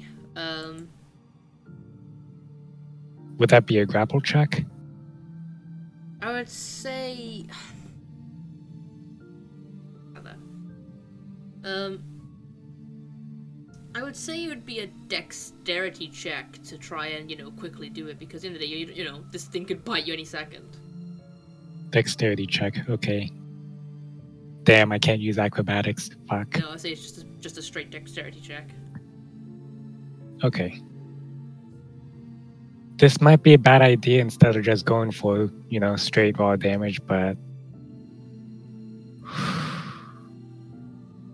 Man.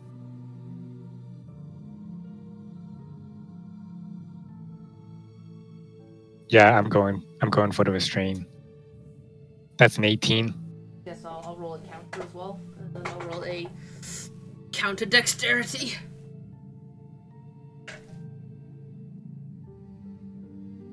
There's me, 20. So I'll just sit there and be like, yes, restrain me. Oof. 19 plus 2. God damn it. The dice really just said no.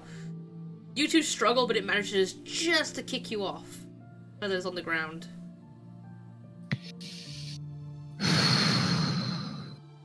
Okay. Gonna be a bit more difficult than I thought.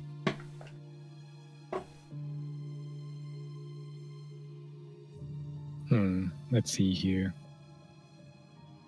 Well, Bowie is actually going to move around all of this to be next to Darius. In case they, try to do the snipper snap again. And that's going to be the end of her turn for now.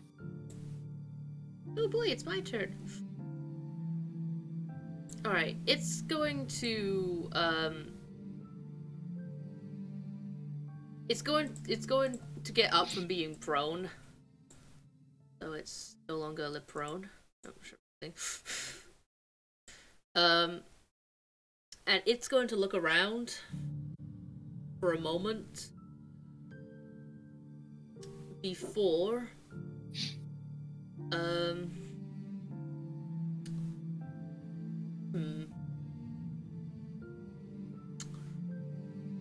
what fuckery could I do here? Bowie! What's your AC?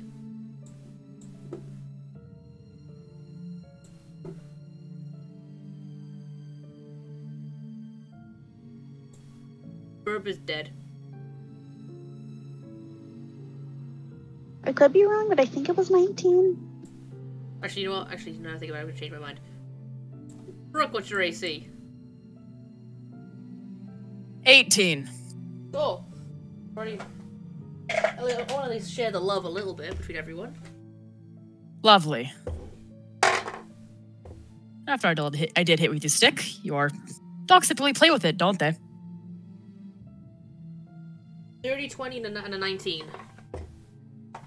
I get an opportunity attack because you attacked an enemy within 5 feet of me. Let me just double check actually, because. So, you should know this because I made this ability, but so opportunity. So the little secret ability that I made with the help of JT. Nimble Stalker. If Alina moves less than half her total movement speed in 25 foot in one round, opportunity attacks made against it resolve at the end of a move as at the beginning when they would normally trigger. This would cause it to be out of range opportunity attacks. This attack cannot be made. So I think you still can make an opportunity attack. Yes. Yes. So wait, what was the verbiage of that? Can you type it real quick? I'll just copy paste it. Yeah, copy paste it. I've been wanting to use this ability for so long. 18. That does actually hit. Very helpful things.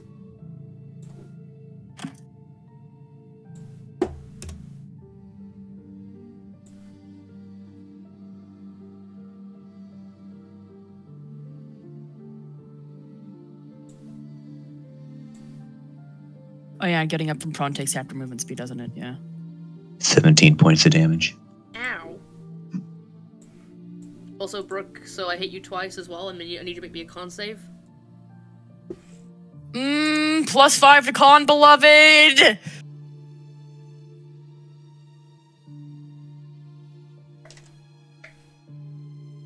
17. You succeed. You're not infected with lycanthropy. Yeah. Where's my other Oh, D- fuck. other D4? Alright, you take... I need to instinctively click my fucking screen like a touch screen.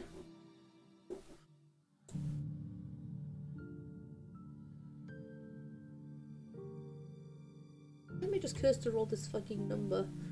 You take 8 points of slashing damage from its claw attack. And you take 8 plus max damage from this, which is 12 points of piercing damage as it grabs you by the... It doesn't grab you, it grabs you by, like, your side, like, just below, like, your ribs, and bites you right there. As its claws, like, dig into your shoulder.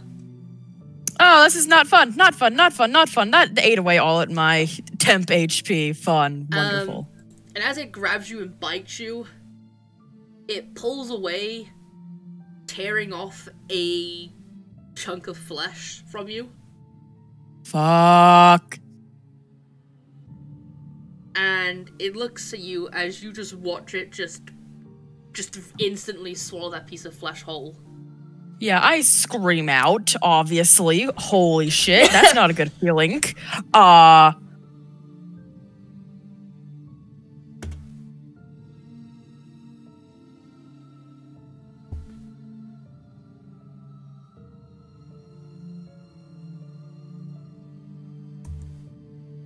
Fuck, man.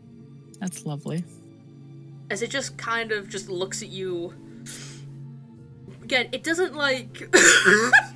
Sorry. As it literally looks at... It's not growling though. It just kind of has this just very primal look though. As like it's like it knows what it's doing as in like as a hunter. Lovely. That'll be the end of its turn.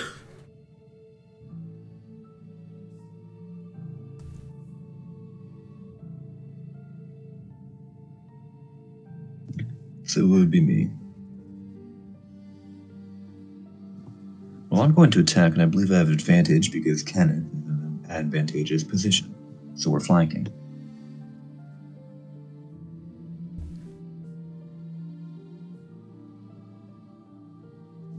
That's a natural 20 and 11. Holy shit. Well, the natural 20 hits, the 11 misses.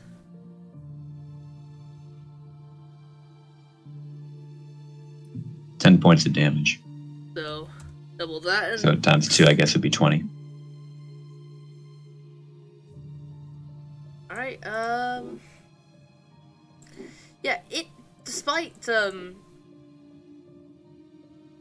I forgot to mention, I did, of course, get up from prone. I'm not moving this. Yeah, so I'd imagine so. I'd imagine you wouldn't just be sat on the floor, still just kind of just wailing your sword, hoping for the best. Just come on, I'm actually on the floor. Yeah, so it's not that it's distracted on Brooke and literally eating some of Brooke. It doesn't, of course, see you coming, and it lets out the most horrid yelp as you attack it with the silvered sword. Very similar to the screams that you would have heard when it was first turning and pretty much felt like it was burning alive. But it manages to luckily predict at least the second, when it manages to very much dodge the way, and all you take off is just a chunk of fur. And that's it. As it looks at you with just this anger.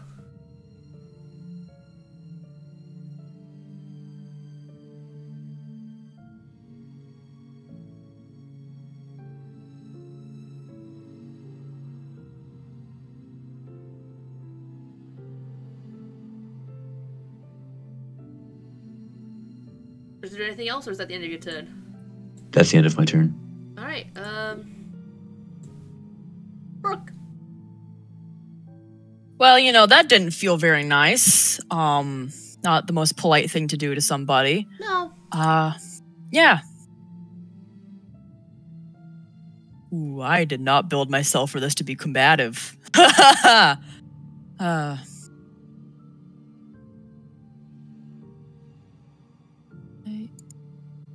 Shit, man. Hold on, I'm having to look here. What's everyone's current HP? Cool. I'm uninjured. Got it. So am I the only one that ate into its to their actual HP yet?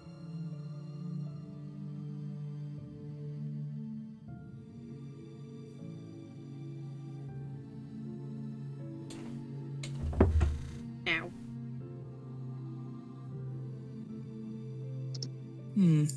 Yeah, no, I'm just gonna trying to remember. Okay, so actions, what's one of my bonus actions? Would love to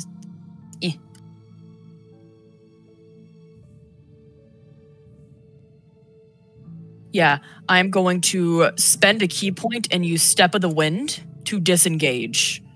That's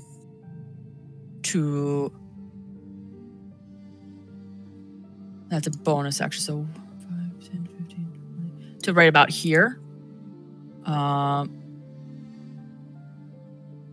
So on the other side completely. And then, hold on. Because Step of the Wind, that is just making sure of my abilities, because it's been a while since I've played Brook. Alright, take your time. Yeah.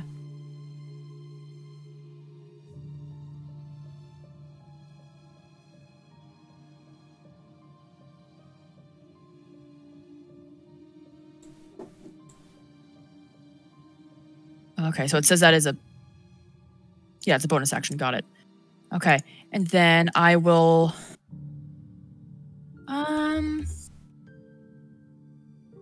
yeah, you know what? And then I will cast Frostbite. Yeah, sure, why not? Point at her, safe and freeze. Make a con. Make a con save. Of what's the 16. Thank you. 17 or higher. That's a natural 1, so I failed.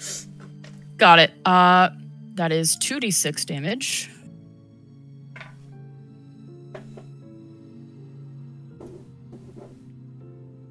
much damage am I taking? You take 4 points of damage. Oh well, and then it. Yeah, some frost forms around you, and it has disadvantage on the next attack roll it makes for the end of its next turn. Cool. There's some frost kind of forming around your, I guess, muzzle and your claws. Sounds good. And then, then my beast friend. Oh yeah, that's gonna gnaw me as well. Yep. And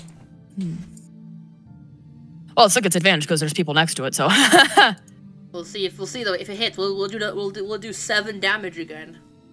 If it does 7 damage again, I'm ditching this spell after this combat encounter. Fuck this shit. That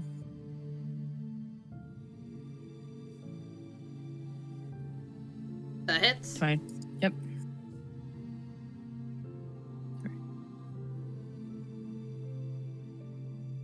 Oh, please roll 7. I kind of really want to roll 7.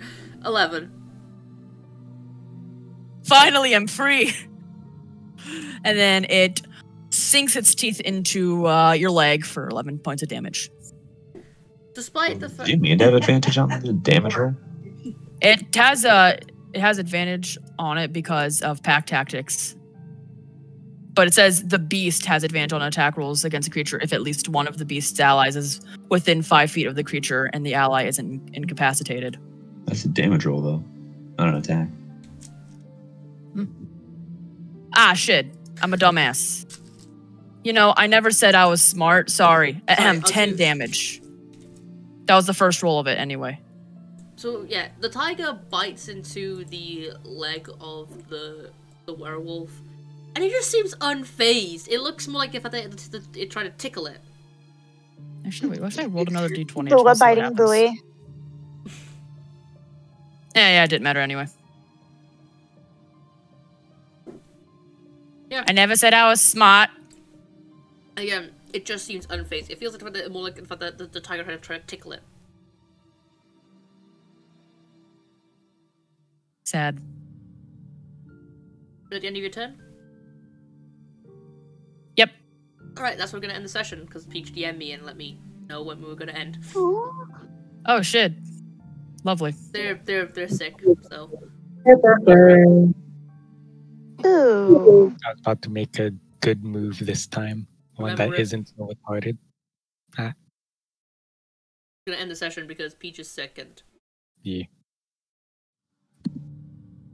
So, hello guys.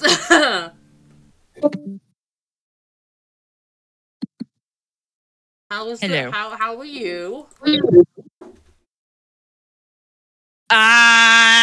better question is, how are you? Pretty good, actually.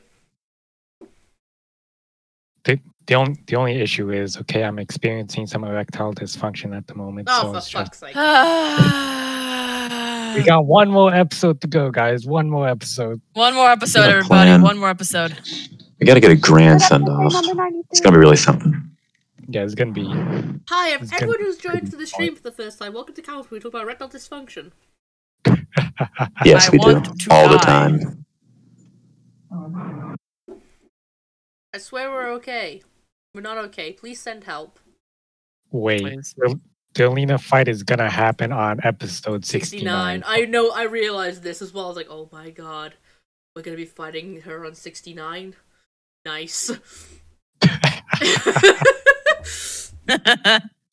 Oof. So, you guys were in a little bit of some trouble, but I'm sure it's fine. I mean, 2 people got bitten. But they succeeded Oh, you their saw con it. save. But they succeeded their con save. +5, beloved. I find it funny that Kenneth hasn't taken a single damage point yet, and he's the dumbass of the group. You know, it was not my intention to be up close and personal. Yike. I built myself for support. Man, Kenneth built himself for this is what I'm doing. man, we should have grabbed those chains. Oof. We should have. Oh, we don't know what's going to be inside. You don't want to offend anybody. Wait, what? Huh? The fuck?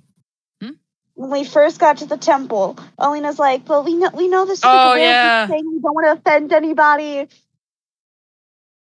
Whoopsies. So Alina brought down her own downfall. So why'd we even come here? Because I thought we were gonna meet like some werewolves inside who were gonna help us. But instead, all we're doing is getting attacked. Apparently, this used to be a place of peace, so like Leo's looking for any clues to discover if she could find some way to help her like Catherine peace. It ain't very So we peaceful. backtrack. I'll tell you what. So we backtrack and yell at the wizard who was pretty much the father to Faris. Noted. So don't At worry the wedding. about don't worry about all Faris, your father-in-law sucks. Your stepfather don't worry about all the sucks. damage you're taking. I'm sure it'll be fine. It's fine. It's fine. Everything's fine. It's fine. What damage? Piss off. Just wait, Kenneth. Just you wait. Oh, I know. Look, I've Brooke's allowed been, multiple different things for multiple different paths. Look, I know. Bowie's been scratched. Darius has been dragged to the ground. Brooke's been eaten alive. Not fun. No, where did you bite me? Like my leg? My So the side, so like you know, side? so where your rib cage is, oh, like below, like where you like just where it ends. So like between like Oh, your hip and your rib cage. Oh, Oh, no. oh. Bit of a Alina's soft wrong. spot where there's no ribs to protect Exactly. your intestines, basically. That part. No, here's The the thing. tum-tum. Here's the funny thought. Alina becomes drunk because they ate Brooke's liver. Now listen here. Or really, really high. The way this is how we bring Werewolf Alina down, everybody. Just Ooh. eating It was the liver. plan all along.